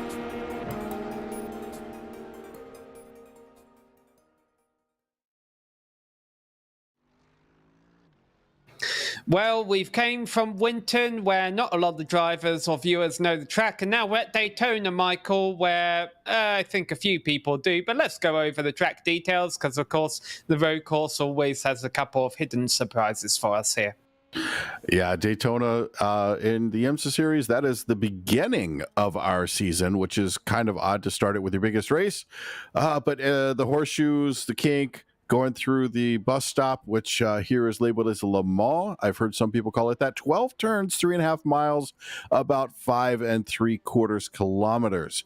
Everybody knows this track. There's a lot of draft time here. And if you set your car up just right so that you get enough downforce to handle the infield section and be able to brake before you go sliding off of turn one, and then you're able to get through that infield, get back out onto the oval, and really make your time up there. Most cars are going to make their time on the oval. So watching the differences in the setup theories here, I think that's going to be kind of our idea in this race, to see how people are going to do. All right, well, let's take a look at the point standings, get an idea of who our big names are. Over here in LMP2, it's a 20-point lead that Graham Sanders has over David Holland, and then we have the two Delta Sport teammates there in second and third in the points. You can see after Cole mowed off in third place there, we have a nice tight battle all the way back down to about 8th or 9th, honestly, only covered by about 20 points there. So still a lot up to play, a lot up for grabs still in the final 3 races of the season. Let's go over to the team standings. You'll see Alpine Star's driver is leading the driver standings, but over in the team, they are down in 4th place, and it's a Delta Sport with positions 2 and 3 in the driver standings, who currently have the lead over in LMP2 team standings. Again, a couple of close battles here. The Punto CL Racing teams battling for 2nd and 3rd, and down there in 5th place, SRT Black have just 2 points over Pure Sim Esports. So still a little bit of changing and shuffling that could go around in the final 3 rounds. Now let's have a look at GT3. And the GT3 driver standings, it is still Vincent Trepanier out front, 200 points, 201 points for him. But Teddy Lowendick, Vector by RSR, 3 points back. Do we have another shoey tonight? We will see. Carlos Villa wants to make something happen out of that, out of the Alpine Stars Geodesic Racing. He is last week's winner, 9 points back off of our leader, J.R. Williams, at 35 points back. Alexandre Breton at 58 points back. Close behind him, Jean-Marc Tremblay. Marc-Andre Desjardins, 66. This is still pretty tight. Anything goes back to Arnaud Genet. And then a little bit of a jump to Kevin Norris and Sebastian Marier.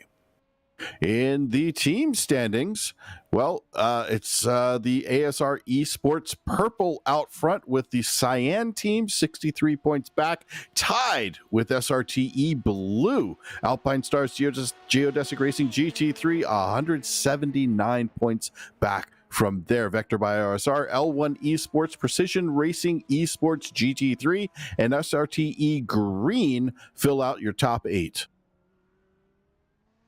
Now let's take a look at your race details for tonight's event here.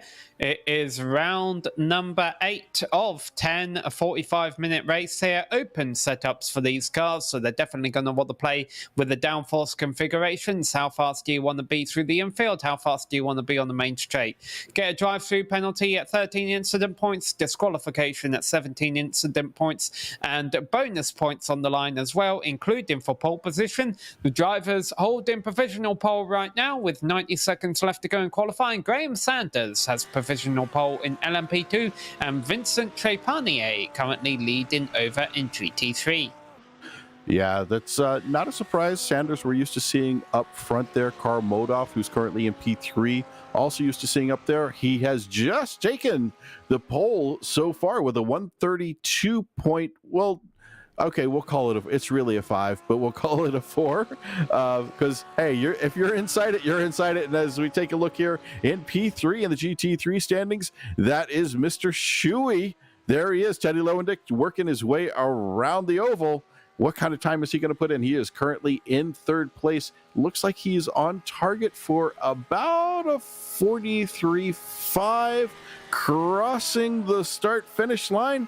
Teddy is able to put it on the pole with a 143.534, which is just barely ahead of Vincent Trepanier, who is a half a tenth behind him. Yeah, just had a couple of drivers. Oh, as we see one car getting on the grass and going for a spin there. We just saw a couple of drivers in the LMP2 class turn in their first laps. If you so much as, put a wheel off during one of these qualifying attempts, that means your lap will not count. And I think we had a few drivers who fell victim to that. It's kind of easy to do in the bus stop area here. All right, the qualifying is over, so let's go through your starting grid. Over in LMP2, it's Karl Modoff, who will be starting from pole position with less than a tenth of a second advantage over Graham Sanders. Christian Eisler will be starting from third place ahead of Ignacio Rodriguez, who was one of those drivers I mentioned who left it until the dying moments of qualifying to get that lap time in. Rodrigo Mies will be starting from fifth ahead of David Holland down there in sixth place. Look at that though, sixth place and only half a second, which is not a lot of time considering A, how long this circuit is, and B, how few attempts they had. Francisco Montini will be starting from 7th place ahead of the 666 of Horatio Calkin. Matt Hilton will be starting from 9th. He is the last LMP2 to have a lap time. Paulo Munoz and Lance Loomis will start 10th and 11th. They did not turn a lap. In our GT3 field, as we look at the Lance Loomis on row 6, our GT3 field, though, Teddy Lowendick takes the pole in the Audi, 143.534 and 143.584. Vincent Trepanier P2, Arnaud Genet is in third, Kevin Norris fourth, J.R. Williams fifth, Carlos Vila, last week's winner, in sixth place, and Marc-Andre Desjardins in seventh place on row 4. All right, so a bit of a smaller field here today, a large track though, and you know, a lot of talent, especially when you look at how close the lap times were in qualifying up to the front of both fields. Honestly, less than a tenth of a second covering pole in both divisions. Hopefully that also it shouldn't take too long for all 18 cars to get gridded up out there, and our pace car will start rolling. Once again, a short pace lap. It's great news for us, the viewers, because we get to see racing rather quickly. Not so great news for the drivers, because I'm sure they would like to have a little bit more time to get their tyres warmed up. Already you see our pole sitter Karl Modoff in that red car on the right hand side of your screen, the 948 machine, warming his tyres up as soon as they get rolling, going through the inner loop, a bus stop, whatever you want to call it here. Let's call it this, the action zone, the trouble zone, because there's a lot of crazy things that can happen there, Michael. Indeed there is. As we take a look back at the GT3 field, they are rolling through that bus stop, and then looks like everybody's trying to hold station, keep a good gap to those guys in the prototypes as Karl Modoff works his way up to look for that green flag. Think we have a couple of sponsored cameras here with onboard Teddy Lowendick. There he is, getting ready for the race, and Arnaud Genest as well will be able to get his reactions throughout the race. Unfortunately, we won't get to see Paulo Munoz's reactions because he has disconnected, so that's going to take one of our LMP2s out. Karl Modoff has control of the field here at Daytona on the inside line in that red LMP2 machine, and we are racing here for 45 minutes at Daytona. And off they go, looking down towards turn 1. Karl Modoff still in the lead as he dives down into the infield. A little bit of a move on the outside there. Not a good place to place the car on that first lap, but let's get back to the GT3s. Still led by Teddy Lowendick with Vincent Trepanier right by side. Kevin Norris has worked his way up into third place, taking Arnaud Genet back to fourth. Yeah, they all get single file pretty quickly there. I was keeping my eye over in LMP2 though, because Ignacio Rodriguez, who qualified fourth, lost a lot of spots at the start. I think he ran out wide into the grass exiting the first corner. Yeah, it's unfortunate that happens when you're on cold tires and a cold track, but you know, it's kind of to be expected from time to time. Not every start can be a perfect one, but somebody of his quality, we've seen him run many races here on GSRC. He is one of those guys who could work his way back up through the field. But take a look there in P4 right now. Rodrigo Mies, that is a name we are used to seeing up there. He is in the 88 car. Again, an update from Paulo Munoz. He had his wheel disconnect, so technical issues have kept Paulo from starting this race. Now, Graham Sanders really abused. There's a few drivers there. Look, are they all serving slowdowns? Up there on the high line, I think there's a few drivers who got caught out by skipping that bus stop on the opening lap and might have to yield some time here. That's what's going on up high. Yeah, so there's a redesign now on the exit of the bus stop, and these guys are really shuffling to hold on to position as we see them going down into turn one. Once again, they're going to be a lot more careful this time, though, as they work their way back around towards the International Horseshoe, trying to jockey for position, holding on a little bit of a defensive line as we watch back there on the, I think that's going to be the Punto CL blue car. Change for second. Change for second over in GT3. Gené's back up. Yeah, he just got on by Vincent Trepanier. I mean, they're teammates, so that might have been orchestrated a little bit. But look at this, one lap in, and your top 5 GT3 leaders all over each other. Yeah, Teddy Lowendick still out front trying to hold on. Teddy's a smart driver. He's not going to try to burn his tires off and get away from these guys. He knows he needs to have some tires left at the end. But look at that car in P4. That is last week's winner. That's going to be Carlos Villa sitting right there. He is ready to pounce. That AMG has got some legs on it, so watch for them as they come out onto the oval here. That AMG puts down the power maybe a little bit too soon, got a little bit wiggly as he worked his way through the exit of the infield to head out onto the oval. More slowdowns over in LMP2. Francisco Montini is going up high. And another driver toward the back there. So, boy, they've had a 3-hour practice session. Some of these drivers still running into trouble trying to nail that line through the inner loop. Yeah, it is tough. We were talking about, I was trying to say earlier that redesign on the exit of the bus stop there. There is a huge, just massive kind of curbing that's there. You used to be able to run across it, have no problem, but now with the way this is redesigned, it'll take your car out. So it is better to avoid it and take that slowdown than to have your car completely destroyed, especially on lap 1 or lap 2. You might take the chance later on in the race, but not that quickly. As we look on board here, Arnaud is trying to get inside of Teddy Lowendick. He has gotten around him. That looks like it is going to stick. Arnaud Gené holds on to P1 just by a tiny little bit, only about a quarter of a second, sticking out front, but Teddy Lowendick going to sit right back in there. I think that was a strategy move on Teddy's part. He wants to save some fuel. He's going to let Arnaud sit out front and burn his fuel for a little while. Oh no, they were definitely running tight going down there into the horseshoe. I don't think that Lowendick necessarily wanted to give up that lead. I think he just kind of saw the writing on the wall. But of course, the nature of his course means he can try and challenge him again as they come back out onto the oval. Working their way back out on the oval, he has got Trepanier all over him. This is going to get interesting as they work their way down towards that bus stop. It looks like Gené has opened up quite a gap, half a second, but that is still well within the draft range. So Teddy's going to be able to close it up just a little bit, but looks like Trepanier is making it hard for him, getting a little peek down the inside there as they work their way through the first part of the bus stop, coming around the second part. Boom, right through there. Nicely done. I don't think we got any slowdowns there, as looks like Lowendick has closed it down to under 0.4 of a second. Trepanier right at about 0.6 off of his tail. Yeah, you talk about not getting slowdown penalties. Lap 3 was the first time the entire LMP2 field made it through the inner loop without getting any slowdown penalties.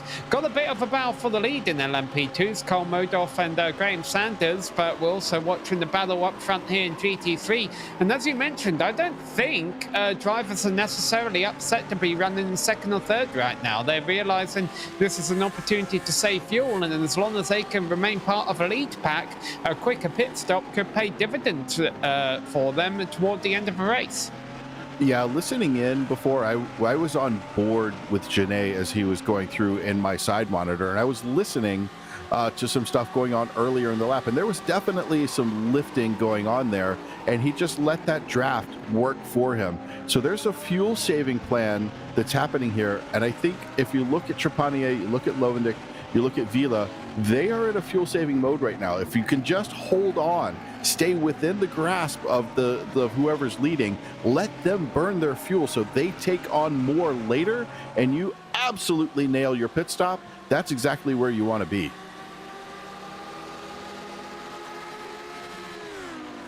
We seem to have lost Ignacio Rodriguez. which is a shame because he was up as high as 4th at one point.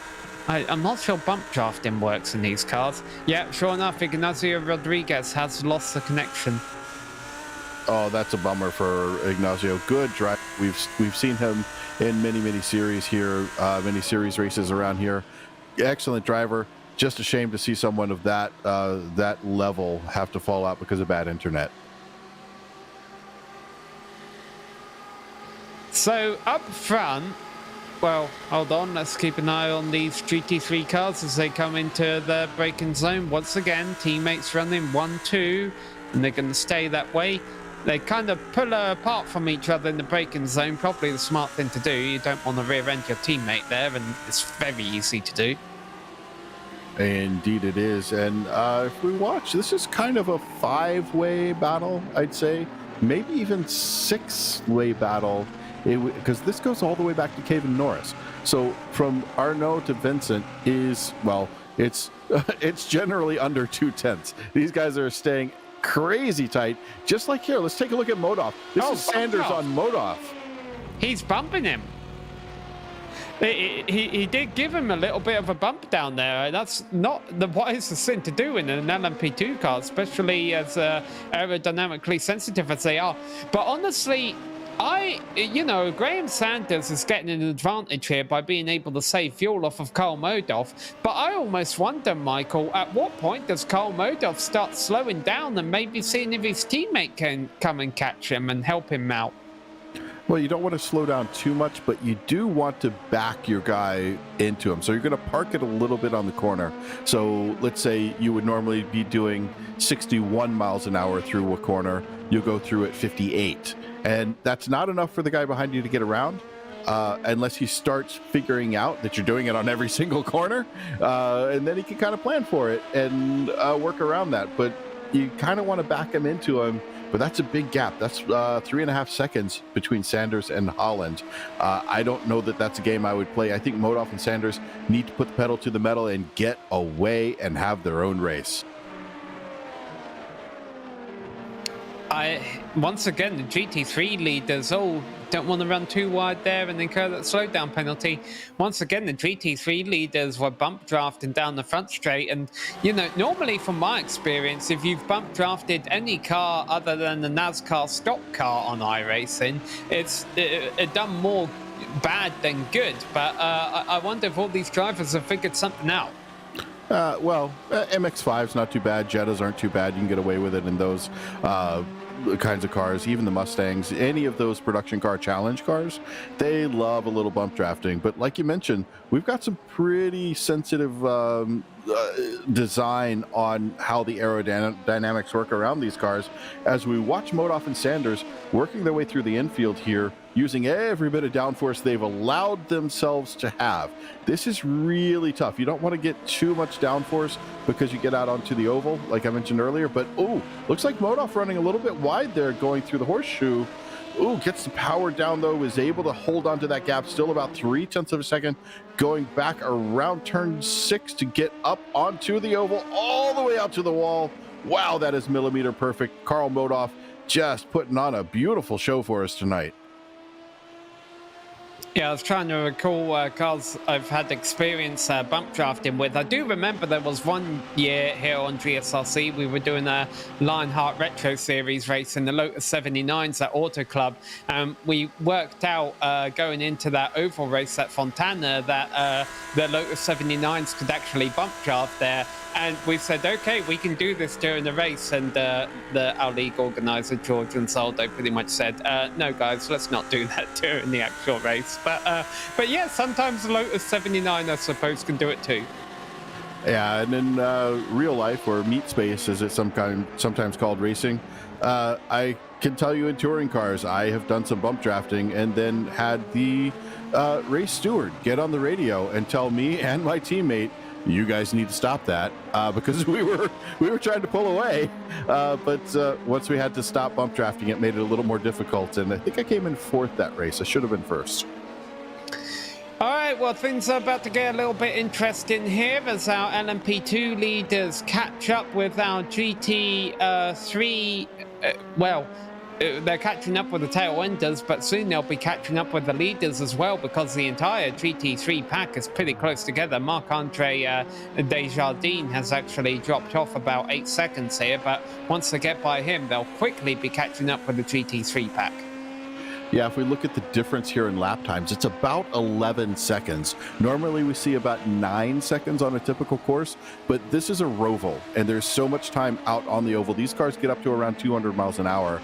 They are really moving in the LMP2 class. The GT3 class doesn't get quite that fast, so they're going to lose a little time where they wouldn't have where those LMP2 cars wouldn't often have the ability to get up over 200 miles an hour.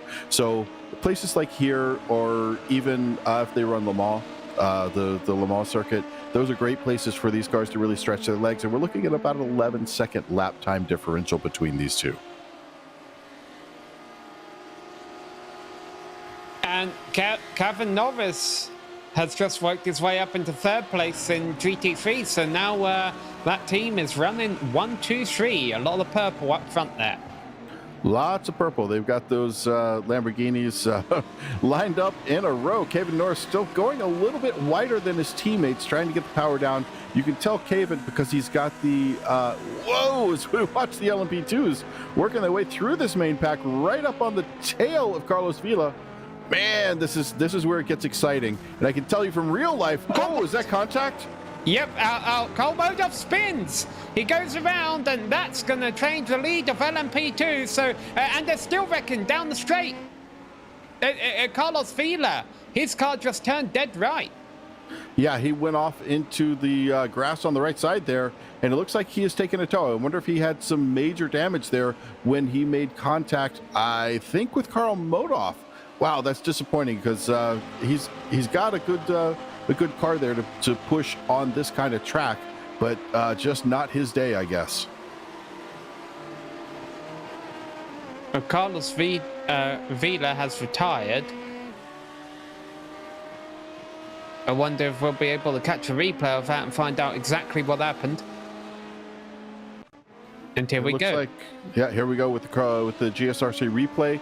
Watching these two come through here, getting right up through the kink. Oh, there we go. Here we are, trying to get around the outside, going around the horseshoe, and then boom, just tags Teddy Lowendick right there coming around, and then it looks like Carlos Vila got caught up in that as well.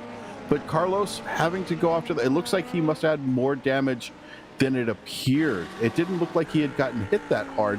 Take a look again. This is from Teddy Lowendick's perspective as he goes around trying to not hit the Lamborghinis in front of him, but then around comes Modov, and that's going to give us a new leader. That's going to put Graham Sanders out front. And it will get an onboard here from Carlos Vila, so that's the impact he'd take. That's basically taken him out of a race. Looks like Teddy Lowendick also. Teddy is currently in the pits. I'm going to guess for a very long session of repairs. He's already 28, 29, 30 seconds. We got a spin in turn 6.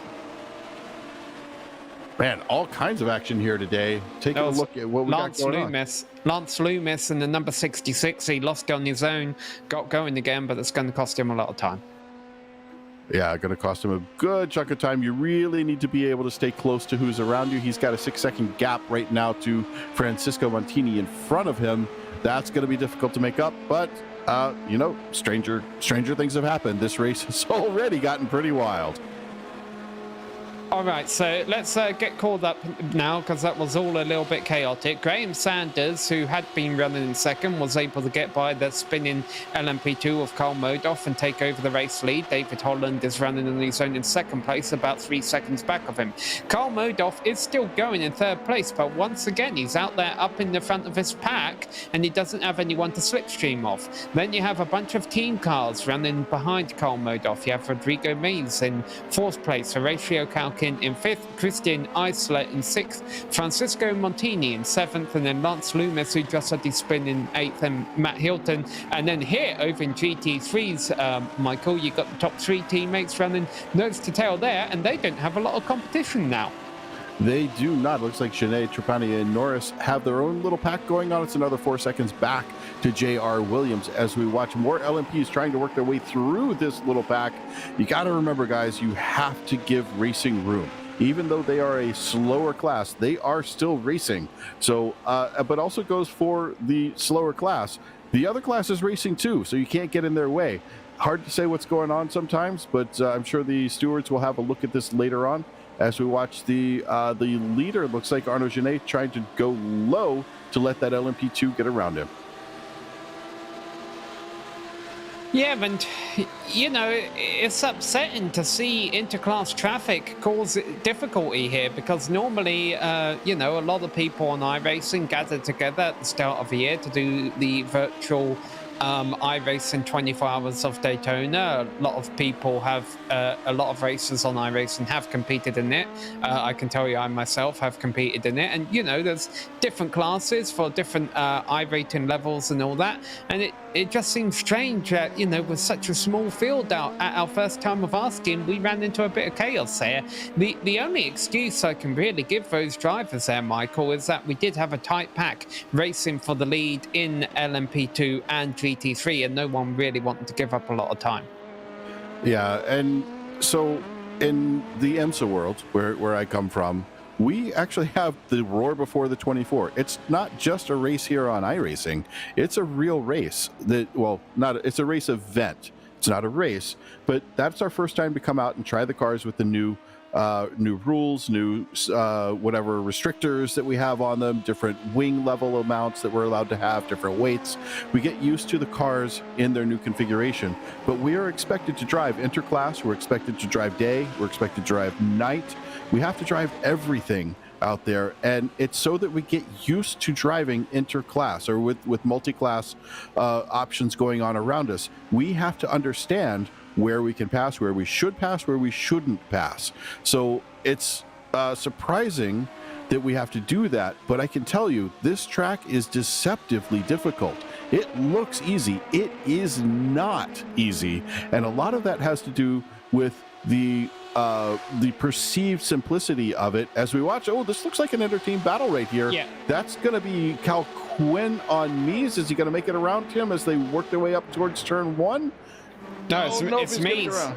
It's Mies on the outside going by Calkin, and I'll tell you the reason he's doing it as he overshoots the turn and Calkin goes back by. I wonder if we could rewind about a minute to going through the inner loop last time. Calkin did not get through the inner loop well at all, and that's kind of what kicked this all off. Yeah, he was right up on Modoff. He had a nice little spot right up there on Modoff that he was actually closing in on him quite well. But you have to navigate every corner. And like I said, it is deceptively difficult. It looks easy. It is not. You have to be millimeter perfect here on this track. Yeah, another big slide there from Calkins. That's really the second mistake I've seen out of him within a lap. I think he just got off a racing line going through the inner loop, a bus stop last lap around. But now I've got to imagine, Michael, and you can talk to whether this happens in the real world now. I can tell you I've had this happen in the virtual world. When you mess one turn up, when you come by it the next lap to tackle it again, you don't drive it normally. You do underdrive it a little bit to kind of make sure that you've got your bearings back together. Yeah, you should. And we often say in the training world that accidents, or actually we never say accidents, we say crashes, happen in threes. You mess up one turn, you're still okay, but that throws you off for the second corner, especially when they're close together. And then the third one, you are so far out of position. If you haven't corrected by that point, you are doomed to failure. So these crashes happen in threes. You have to make sure you're in a good position for these single car incidents, single car spins. So, and sorry, I think we were saying that Mies was in that battle. Mies is actually ahead in another battle with Cole Modoff for third and fourth over in LMP2. There's pretty much half of our LMP2 field has the same paint scheme out there, so it's a bit easy to get confusing. But now you're looking at Mies. He's behind Cole Modoff. They're off about 4 seconds up the road. You see David Holland. And unfortunately for Cole Modoff, I don't really see him getting back up there, Michael, because he hasn't had any opportunity to save fuel.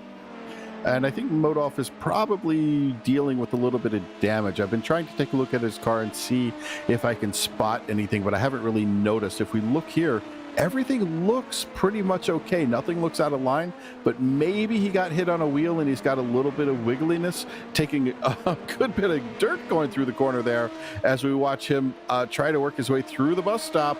But there he is right behind him. Rodrigo Mies trying to close this down, looking at an injured Karl Modolf in front of him. It's once again the lion looking for the antelope. Now, there you go. I find that a lot scarier. If I'm an antelope, I would much rather be concerned about a lion than a cheetah, because a cheetah's going to tire out after a little while. But if a lion's after me, it's probably not just one lion, because they hunt in prides. And all I can think of is the line from the Lion King, "She's gonna eat me." No, and, that was a warthog quote. That was Pumbaa. No, that was Pumbaa, yeah. Yes. But same idea. The lion pride coming after. Yeah, she was going to eat him. That was for sure. All right, so once again, we see here a little bit of bump drafting going on, maybe in the corners even, between Lamborghinis. You don't always see this on the road. You don't always see two Lamborghinis going down the highway, scratching each other's bumpers. But here on Racing, we're seeing it. And as a result, actually, they're kind of dropping their third-in-line teammate, Kevin Norris, even though he'll just catch them both right up in the braking zone here. Yeah, I think they may be trying to push ahead just a little bit. Fortunately, if you take a look at these cars from maybe a helicopter view or the blimp view, you can see the way to tell the difference between them. We've got a green, a red, and a purple on their back louvers. Can't quite get in close enough from this one. But there we go. See the green there? That's going to be Genet up front, with right behind him, Trepanier with the red, and then coming right in behind the purple, that's going to be Kevin Norris. So if you're looking for the differences, look for Kevin Norris and his additional light on the front. But the green and the red of our P1 and P2, that's going to be Genet and Trepanier. As they come out onto the oval, taking a little bit different line, both of those lines are actually pretty good. There's no reason to prefer one over the other. They are equally effective. I think it just kind of depends on where you're trying to get. But right now, Trepanier is trying to close this up under a tenth of a second. Is he going to overlap? Nope, he's going to hold it where they are. I think they're going to wait until after the pit stop rotation and probably make a big pass happen out of the bus stop. Probably last lap would be my guess. Well, of course, these three want to work together to pull away from J.R. Williams and the number 13 machine running back there in fourth place in class. The problem is they're not really doing that. I'm sure J.R. Williams is burning more fuel racing on his own, but that being said, he's running about the same lap times as those three. Yeah, he is holding on pretty well. If we take a look at their last lap time, J.R. Williams ran a 1:44.7.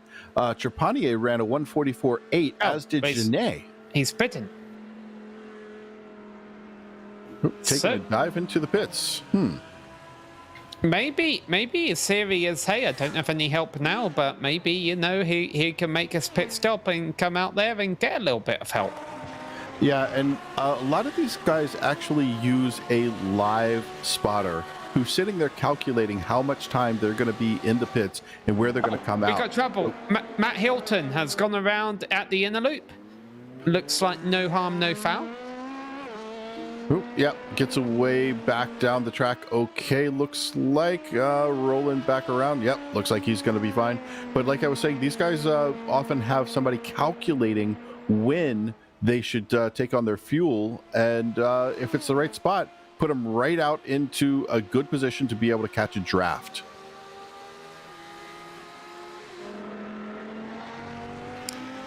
Talking about the weather and conditions here, Michael, you talk about how this track is deceivingly tricky. I've got to imagine a lot of that is because you're running so little downforce on here with the winds that, you know, even though the turns may otherwise be simple, you don't have a car helping you out a whole lot. Or does the fact that you're at sea level, does that actually kind of help push the car down a little bit because the, you know, the air density is a bit higher?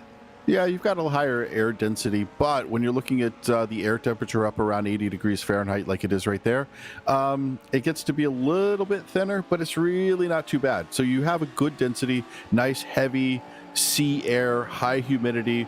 That'll hold you in. As we watch our trio, this is going to be Genet, Trepanier, and Norris going in for their pit stops. Let's see which one of these three comes out first, as they all come to a screeching halt right at the same time. Oh, looks like Norris might have overrun his pit. And he was the one who stood to gain the most, I think, because he had been at the tail end of that train, could have had the shortest stop. But he overshot his pit stall, and that's going to cost him a lot of time, I think. Yep, that's a bummer for him, and looks like rolling out of the pits. We've got 2 of the 3. Norris is about a second back. He may be able to close this up. He is still within range, but it's going to be tough. He has got to run pretty much a perfect lap to get out of there. It's about 2.3 seconds, 2.2 seconds up to his teammate. But Genet and Trepanier, I don't think these guys are going to slow down for him. Meanwhile, over in LMP2, David Holland got held up by a GT3 car last lap, and that's really allowed his teammate Cole Modoff as well as Rodrigo Mies to run them down. So this is 2nd, 3rd and 4th, and LMP2 are now on top of each other. They're still all about 6 seconds back of your class and overall leader, Graham Sanders, but a nice little bit of action shaping up for the second half of the race in LMP2 here. Yeah, LMP2 always brings us a good race, especially with Holland and Sanders. We know these guys run well. Carl Modoff also, you know he's a good driver. We love watching him. But realize that right now, Holland is looking at about a 6-second gap all the way up to the geodesic machine of Graham Sanders. Graham is just trying to pull away.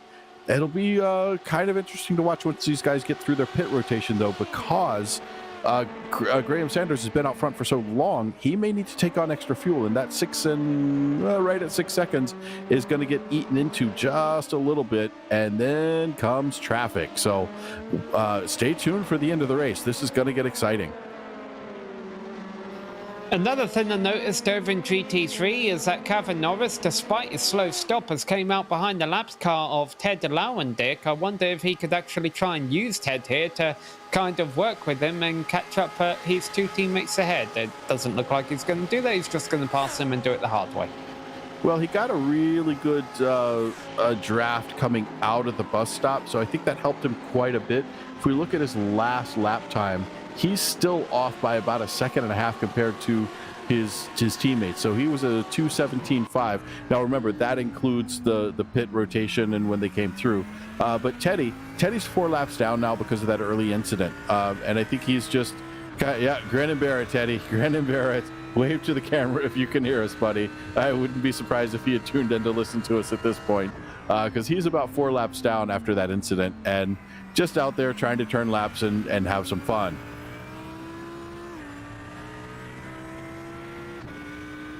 We're keeping this camera on until we see him wave, but he didn't. Okay. All right. So let's, we're keeping an eye on this, but also let's keep an eye on David Holland, 3rd place, LMP2, into the pits. Yeah, looks like we got our first scheduled pit stop, I think, or maybe Matt Hilton had gone in for the first scheduled pit, but from our leaders, this is going to be our first attempt at a pit. As Dave Holland is in, looks like coming to a good stop. Taking a look at our GT3 leaders, though, going through the bus stop. Back to Dave Holland here. How long is he going to be stationary? Right now, looking good. Horatio Calquin is also in. Lance Loomis almost lost it on pit entry. And one car overshot his pit stall there. But I noticed that these LMP2s, they can brake so late for pit entry that eventually, I think it was inevitable that one of them was going to get it run a bit. Lance Loomis almost lost it, but just kept it under him. Ooh, and taking a look at Dave Holland, I'm thinking he came really close to the wall at pit exit. I'm trying to look at the side of his car there. I think he's okay, but he may have scraped the wall just a little bit coming out of the pits. But he is back out on track. Car looks good. Putting the power down, trying to get back up. He is effectively our leader now in that he was the first one to pit. But Graham Sanders was pretty far out front. Taking a look at Graham Sanders working his way around. Is he going to make the dive into the pits? Coming around, looks like he's got his nose down, crossing over that inside line. Went to the last minute to get on the brakes. Still not on. There he goes. He's on the brakes, brings his speed down. Our leader, Graham Sanders, is coming into the pits. Carl Modoff behind him is also in the pits with Rodrigo Mies coming up right behind. Yep, looks like Mies is also in the pits. Yeah, and of course Sanders could afford to be a little bit conservative there because he had such a big lead. So all of our LMP2 cars in now, getting their service done for the last 13 minutes of racing, so it should be a quick splash and go. Yeah, 13 minutes when we're looking at lap times in the 1.5 minute range. That's not going to be that far. We're only looking at about 8 or 9 laps for these guys to finish out the race. So it doesn't take a lot of fuel to put one of these cars around at 200 miles an hour. You'd be surprised at how efficient they are. I often say racing is not about speed. And people kind of look at me funny when I say that. It's not. It is not about speed. Racing is about efficiency. It's efficient use of your fuel, your tires, all the aspects of your car, and your driver. As we take a look at our leaders in the GT3 field, getting passed by some of the the LMP2s, trying to hold on, and look who it is. It is Kevin Norris. Worked his way back up. He is caught back up to Janae Trepanier with probably a little help from Teddy Lowendick. Maybe Teddy's feeling some compassion for that P3. Yeah, well, one driver who would really like Teddy to get out the way eventually will be J.R. Williams, I think, because he continues to go about half a second to a second a lap quicker than this trio, and I have not ruling J.R. Williams out of catching up with this lead pack and potentially fighting for the win at the end here. Now, interesting note, in general, Teddy is allowed to unlap himself, which it seems odd. He's 4 laps down overall, 4 laps on this pack, 5 laps overall. But he is allowed to unlap himself. So if he is allowed to work his way through and try to fight this pack, but not disrupt their race. So there's kind of a weird fine line that he has to work. If he can get around, I think Teddy's just a racer. I think he wants to get around these guys and have some fun, but he also is a very nice guy, and I don't think he wants to mess up their race either. So, it's the sportsman in him. And the LMP2 race that looked so much in favor of Graham Sanders is closing at the front here. Carl Modoff is only 4 seconds back, and he is running faster. He is indeed. If we look at their pit lane time, though, Graham Sanders was in for almost a second longer for a stationary stop, and about a second also on the cone-to-cone time. Now, their lap times, well, Sanders ran it a little bit slower, 2:03.3 compared to 2:02.1 for Modoff. Now, is that going to be Sanders going, well, I've got a huge lead, I'm not going to try to get back up to speed too quick? Hard to say. But do you think it was a very quick pit stop? I don't know how much repairs they could do, but do you think if Modoff had any damage from the incident earlier, that they might have tweaked a couple of things on his car? I think he would have probably pushed away any need for optional repairs. So when you come in for your pit stops, you have required repairs and you have optional repairs. And required repairs, they can happen while fueling's going on, I believe, and I'd have to check. It varies from car to car. But optional repairs, if it's going to do them, you can just hit the gas and go. You don't have to take it. And given the speed he's been running, he doesn't need it. So Modoff could get the power down. He has closed this down to under 4 seconds. He's at 3.8. Oh, looks like stretching back out to 4 now. Yeah, you and I saw the same thing. He pushed it too deep into the horseshoe. So that shows you why Carl Modoff has closed that gap, and he is really trying. Yeah, he's pushing hard. He wants to get back up there. He'd like to win this race. I mean, when you start in P1, you want to finish P1, but honestly, P1 is one of the worst places you can be at the beginning of a race. It's fun for a while, but usually the pole sitter doesn't win. It's only about 48% of the time. Change for second. That's quite a lot still. Change for second in GT3. Kevin Norris has taken it from Janae. But the thing is, if these guys keep scrapping like this, it's just going to help out JR Williams. It is, because JR Williams is sitting back there under 4 seconds, 3.8 seconds off of Janae. But remember, he's also got a little bit of Teddy Lowendick back there too. So it's a bit closer when you consider his gap to Lowendick. So this could get interesting. We could have a 4-way battle for first place by the end of the race. This is a battle for third in LMP2 that we've got on screen here between Rodrigo Mies and David Holland, and it's going to go in Holland's favor now, maybe. And I wonder at this point, Michael, how much of this is the drivers... See how easily Holland backed out there. How much is that just seeing how far back he needs to be to get that run on the final lap?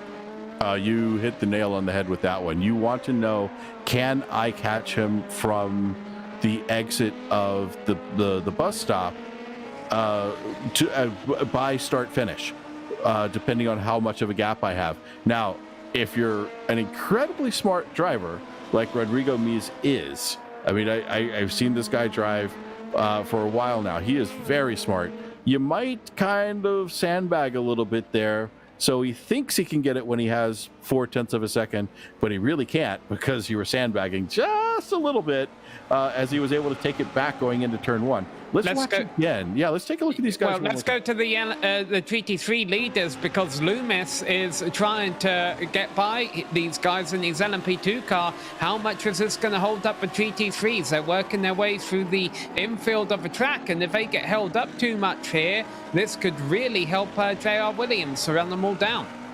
Yeah, JR Williams, though, has fallen back. He's about 4.3 seconds off of Janae at this point. He may have gotten messed up a little bit by Loomis coming through, but Loomis is going to hold these guys up as well, just a little bit. But Loomis is now out in front. But we have another LMP2. I think that's going to be Matt Hilton trying to work his way through this field. He is being very polite right now, sitting off the back of Teddy Lowendick, not trying to get too deep into this as he pushes out to go the high side around these guys, putting the power down. He should be able to get all the way through. Hopefully they are communicating and none of these Lamborghinis work their way up into that LMP2. Yeah, and I'm pretty sure JR Williams is saying, no, why are you being nice? He should have been mixing it up in the infield. But no, that was quite nice driving there by Matt Hilton. Unfortunately, he's not having the greatest of races. He's just trying to get to the end there. But yeah, as you mentioned, throughout all that exchange, this actually allows this team, the Purple Brigade, to pull away. They have an official team name. It's not the Purple Brigade, but... Yeah, but I like the idea of the purple. Purple is my color. I love purple. I actually have a purple BMW, my street car, the one I drive, and this is a change for the lead. This is going to be Kevin Norris trying to make it around the outside, going into turn 1. Can he hold on to it as they go through the corner, putting the power down around the outside through the S's of 2? He's going to be in the right position to get up into the International Horseshoe, goes into the brakes deep and late, holds that inside corner, puts the power down to hold on to P1. Kevin Norris is in the lead of your GT3 field. While that was all going on, we just had the spin for Francisco Montini. He got back going again, running on his own in 7th place. Keeping an eye on that gap for the overall lead. Only 3 seconds now between Sanders and Modoff. Yeah, Sanders and Modoff kind of playing a little cat and mouse. I think Modoff may be trying to hold off a little bit, but honestly, with 5 minutes left, he needs to get up there. I think Sanders just overdrove the horseshoe. You know what I think's happening here is Modoff might have taken better care of his tires, which is saying something considering he spun. Yeah, and watching Sanders come off the corner there, going through, that would be the horseshoe, he got a little bit wiggly, and we take a look at Modoff here, putting the power down, not quite going all the way out to the wall like we saw earlier. So these guys are kind of closing this up. We only have about 4 minutes left in this race. Going to give us probably 3 laps, I think. That is time for him to close it up. I can tell you from experience, just last night, a 2-second lead can go away very quickly, and we could see a very interesting battle for the lead between Sanders and Modoff in about 4 minutes' time. Man, those drivers know exactly as the teammates continue to... It's good to race with your friends. Yeah, these guys obviously know each other extremely well, because going through there, oh, we got some light flashing going on there. There's a little bit of upset, I think. Let's take a look from on board here. This is on board Teddy Lowendick, who's just sitting back there, probably cackling, enjoying the show, watching these guys battle each other. They know they're going to be on the podium. They know they're getting maximum points here. The only question is who's going to take it. And I think Teddy is kind of in the perfect seat in the house. He gets to watch this whole thing unfold through the entire track. I kind of wish I was in Teddy's shoes right now. That'd be a good place to be. Speaking of being in Teddy's shoes, oh no, this is on board with Arnaud Genet. Sorry, I was thinking we had Zach, our director, having a pretty clever moment there. But this is just as clever being on board with Genet, because Teddy is going to be right behind him. Teddy's not going to push too hard. He wants to watch what's happening here. Genet, look at the concentration on his face, and not a drop of sweat. He is totally relaxed. 2.5 minutes left to go in this race here. I think Genet is he's going to pounce. He's watching. He's just watching this unfold as we look at Trepanier trying to put the nose out just a little bit with Norris holding that bottom line. Bottom line is where you want to be most of the time coming through here. Ooh, this is going to get exciting towards the end. Yeah, and what's about to happen this lap, as we continue to watch this, the LMP2 battle. Remember, our 2 leaders there separated by just 2.5 seconds. They're going to have to go through these guys, and that is about to happen right now. Oh, yes, it is. Let's take a look if we can. Right there in the background, you see that LMP2 just sneaking up. Now, Teddy going a little bit wide, given the opportunity for the LMP2 car to come through. I think he knows what's going to happen. Getting back over to the other side very quickly. These LMP2 cars, they don't have to be wide right to take this corner full out. And even then, he could pinch it on the exit of it. They are just able to move through here very quickly. But this is where it starts to get a little bit exciting. These guys have to get back over to the right side. LMP2 car just getting up underneath him, and whoa, that was close. That was very close. This is perfect for Modoff. Modoff is going to catch all of these guys on the straight. Yeah, Modoff is down to 2 seconds now. He's got a 2-second gap up to Sanders. Modoff can make this happen. He's gotten them on the straight. He's going to really get a launch coming around these guys and get under 2 seconds by the time we get into the bus stop. And they're coming to the white flag. This is going to be the white flag as Sanders comes around. Sanders is out of the bus stop, and Modoff has closed this up 1.8 seconds. This is getting tight. He's just outside of the range. You're looking at about 1.6 seconds to be able to have a draft do anything for you. It's not enough to catch the guy in front of you, so something's going to have to happen. Modoff needs Sanders to make a mistake. That wasn't a joke. No, he actually needs him to make a mistake. I know we don't expect Sanders to make mistakes, but coming through turn 1 here, nice and perfect line through there. We are on the final lap, and it is getting tight down to 1.7 seconds. Yep, and our top 3 GT3 leaders, as we see a battle for third in LMP2 as well. Our top 3 GT3 leaders have regrouped. They spread out a little bit on the straight, but that's Norris leading Genet and Trepanier. So we're watching 3 different battles here. We're watching the battle for win in LMP2. We're watching the battle for the win in GT3, and we're watching this battle for third in LMP2, which is going to be catching that battle for the win in GT3. So this is all about to happen again. This is Rodrigo Mies and Dave Holland trying to fight each other and time the pass. So Rodrigo, he's going to time the pass as best he can to really mess up Holland behind him. But Holland is a good driver too. He's not going to let it happen. Good timing with Teddy going wide out onto the oval there, and it looks like Mies is going to make it all the way around all 3 of the Lamborghinis. Good timing, good pass. That gives Mies about just under half a second gap to his closest competitor. And look at P1, 1.6 seconds between Sanders and Modoff for our final lap, coming around for the last bit. Well, I think Graham Sanders has this in the bag. He is going to win LMP2. He is going to win overall here at Daytona. Karl Modoff ran him down, but not quite enough time. The battle for third will be decided in LMP2, but we're watching this team battle for the win in GT3. It's Norris on the low side. It's Jeunet on the high side. It's between those two right now. Nothing coming from third, and it's going to be nose to nose. Norris is not going to get it. Give it to Arnaud Jeunet. All right, like I said, Arnaud Jeunet sitting back there, waiting for his moment. Look at the smile. Well, it was a smile briefly on his face. But I want to go back. Can we get a replay? Look who's in P3 overall. Do you see that? I want to see a replay from onboard Holland's machine as they came out of the bus stop. That's going to give us exactly what we need to see. Holland just nipped it at the end over Rodrigo Mies. Mies got fourth place here. So let's watch on board. Holland coming out, absolutely burning it up.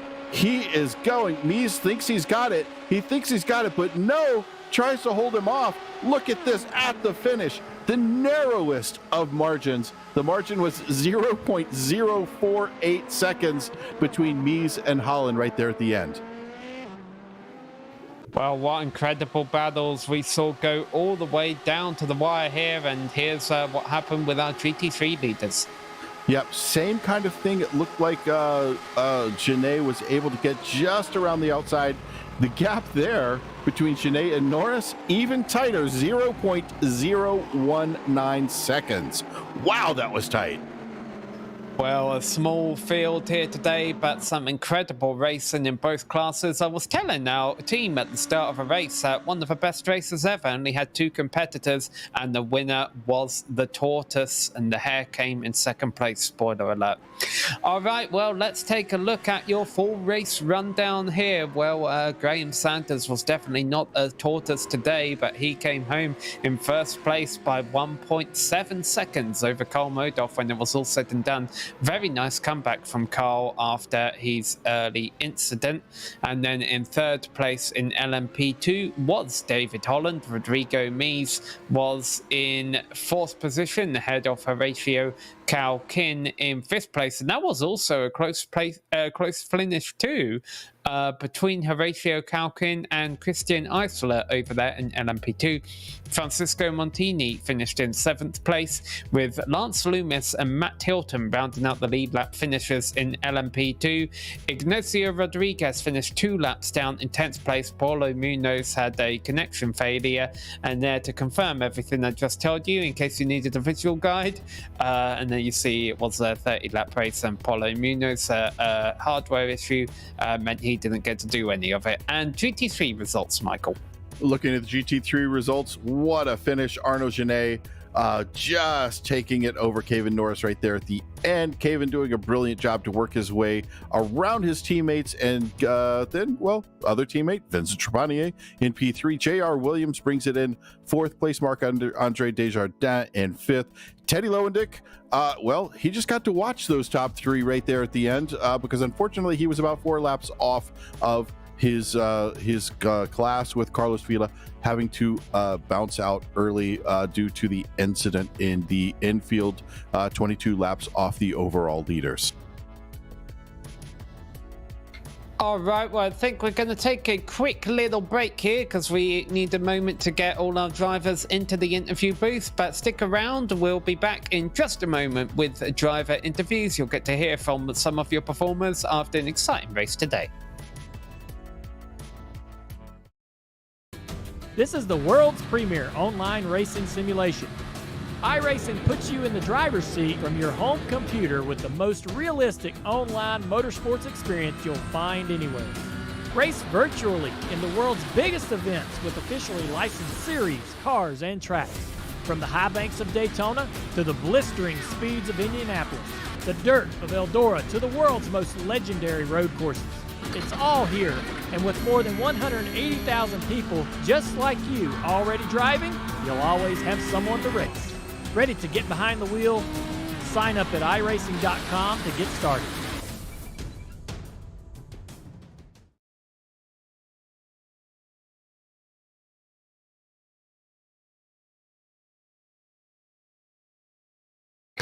Hello and welcome back to Daytona, where we have caught up with some drivers, so let's bring them in to talk here.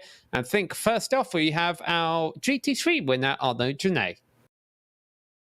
Arnaud, we were watching your live stream there. You looked absolutely ecstatic to take that win at the line. Yeah, that was a good win. I guess it's a buyback from last week. Yeah, it was as you probably seen. That was a team effort. And congrats to Kevin. So to come back from that slowdown on the first or second lap. But we practiced all week just to. We knew that we were going to be close together. The draft is so strong here. And in the end, at the last 3 laps, we decided just to go for it. Since Ted and Carlos had problems earlier on. So yeah, a bit sneaky. I think Kevin made a mistake by going up on the banking, but yeah, managed to snatch it from him. So feeling pretty awesome right now. Yeah, you had a couple of scary moments up there. You were saying that, it was a team effort and all that, but you guys were still willing to race each other. Were you ever concerned that you were going to get into each other, or do you trust your teammates? I trust them, but there was for sure at some moments that we were maybe too close. It's kind of reassuring when your teammates they're not going to dive you at the bus stop, for example. And realistically, at Daytona, there's only like one passing opportunity, which is T1. So we practiced that a lot, and it was quite fun. And I listened to Vincent's advice from the last race. He told me that the gas pedal was on the right and the brake was on the left. So I followed his advice, and yeah, that gave me the win. That's very helpful advice. Thank you. Absolutely. I'll take that with me to my next race. All right. Well, we've got a couple of rounds left in the season. How are you looking forward to them? Oh, it's always this series has been very fun this year. The field is so tight. You've probably noticed again that during the qualifying, JR and Vincent and Kevin we are so close together, and it's all so very fun to battle. Always fair. So looking forward to it. The Lambo is pretty nice this season again. So yeah, really enjoying it, and looking forward to have more wins. All right. Anyone you'd like to thank before we let you go? Yeah, for sure. So of course, Advance SimRacing Esports, my teammates, my wife that's managing my pool installation right now, and since I'm racing, and you guys, you've been doing an awesome job, and all our PRL sponsors. So thank you very much. Well, congrats to you and your team, and I'm sorry if I referred to them as the Purple Brigade during the race. Absolutely. Nice name. Love it. All right, well, that was your race winner over in GT3, Arnaud Genet. And Michael, you have caught up with our overall race winner. Indeed, I have the number 100 car with Graham Sanders behind the wheel, taking our overall win. Graham, the end of the race looked like, well, it could have gotten interesting. Modoff was starting to close you down. Was that you kind of going, I don't have to push it too hard, I've got this in the bag? Or was he actually catching you because something was going on? A little bit of both. I wasn't pushing 100% after the pit stop because I knew I had that gap, but I was still fighting the car a bit. My tires got a bit roasted there on that first stint once Carl spun, and I didn't take care of my tires too well. So, but yeah, it was a little bit of both. But it was really unfortunate what happened to Carl. I think that was going to be a really, really close finish there at the end. Yeah, so there was one part we were watching the battle go on, and we saw you coming off of one of the horseshoes. I don't know if it was International or the horseshoe, where you started to get wiggly. Was that a consistent thing through the later part of the race, the whole race, or was it just a one-off for that lap? I was definitely and it through, I want to say it was the first horseshoe. Obviously, with this track, you're running minimal downforce, and you need a little bit of that downforce on the infield. So you've got to really baby it, really ease onto that throttle. And that right foot was just getting a little bit heavy at times, but managed to at least keep it straight. So you got to win, which is great. It's always great to win at Daytona. It's one of the destination tracks for a lot of people, not just in real life, but also in the sim. And you certainly have some people to thank for today's win. So who do you have to thank for today's win? I just want to thank the team. Of course, all the sponsors, Alpine Stars, Geodesic, GSI, everybody. And of course, you guys for the awesome broadcast. Thanks, guys. Well, thanks, Graham. We always love the kudos. It's great to hear that you like what we're doing. But we got to say, we like what you're doing, too. It's great when you put on a great race like that. But right now, Samuel has Carl Modoff to tell us about how he was working that catch-up there at the end. Yeah, well, Carl, I guess I've got to ask straight up how you're feeling, because from where we are, it was an impressive comeback, but I'm sure you're disappointed you weren't able to complete it. Yeah, hey guys. Yeah, it was a little bit a bummer, I feel bad, for making the contact. I'm usually pretty patient with the traffic, and I thought Ted was turning into the corner, and I think the guys in front of him kind of checked up mid-corner, and he made a slight correction, and didn't leave him a lot of space, so it was kind of an unfortunate racing incident. But yeah, after that, the car felt, at first I thought it was damaged. How sometimes your mind, you'd be like, oh, the car's totally effed up. But then once I got, running some more laps, I realized the car was fine and it felt really good on older tires. So I kind of just kept chipping away at it, and it was, it kept it interesting to see the gap to Graham kind of shrinking. I didn't think I would be able to get as close as I did, but the traffic worked out in my favor a little bit, had a good stop. So overall, pretty fun race. Not quite the result I wanted, but still one I could be proud of. From where I was sitting, it seemed like after your pit stop, you were actually able to make more inroads on Graham. Was there a reason for that? Did your tyres need that rest? Did your crew pull out a fender, or was I just hallucinating? I think afterwards, the tires are colder after your stop, so I gained confidence back in the car on that first lap, and then from there it was he just started struggling, I think, more and more on the tires, and I was able to kind of keep mine in a good operating temperature, so I was able to kind of keep chipping away at it, and a little luck for some of the lap traffic too. So overall, a pretty good race. All right, any final thoughts with 2 races left to go, or people you'd like to thank here? Yeah, just going forward, just hopefully I can get another win or so. Mid-Ohio is a great track, should be a lot of fun. And then, as far as thanks to, my wife for tuning in every week, my brother-in-law, my cousin Rob, my mom and dad, and friends and family that tune in, as well as the announcers, broadcasters, and everyone that's involved in putting this together. Thanks, guys.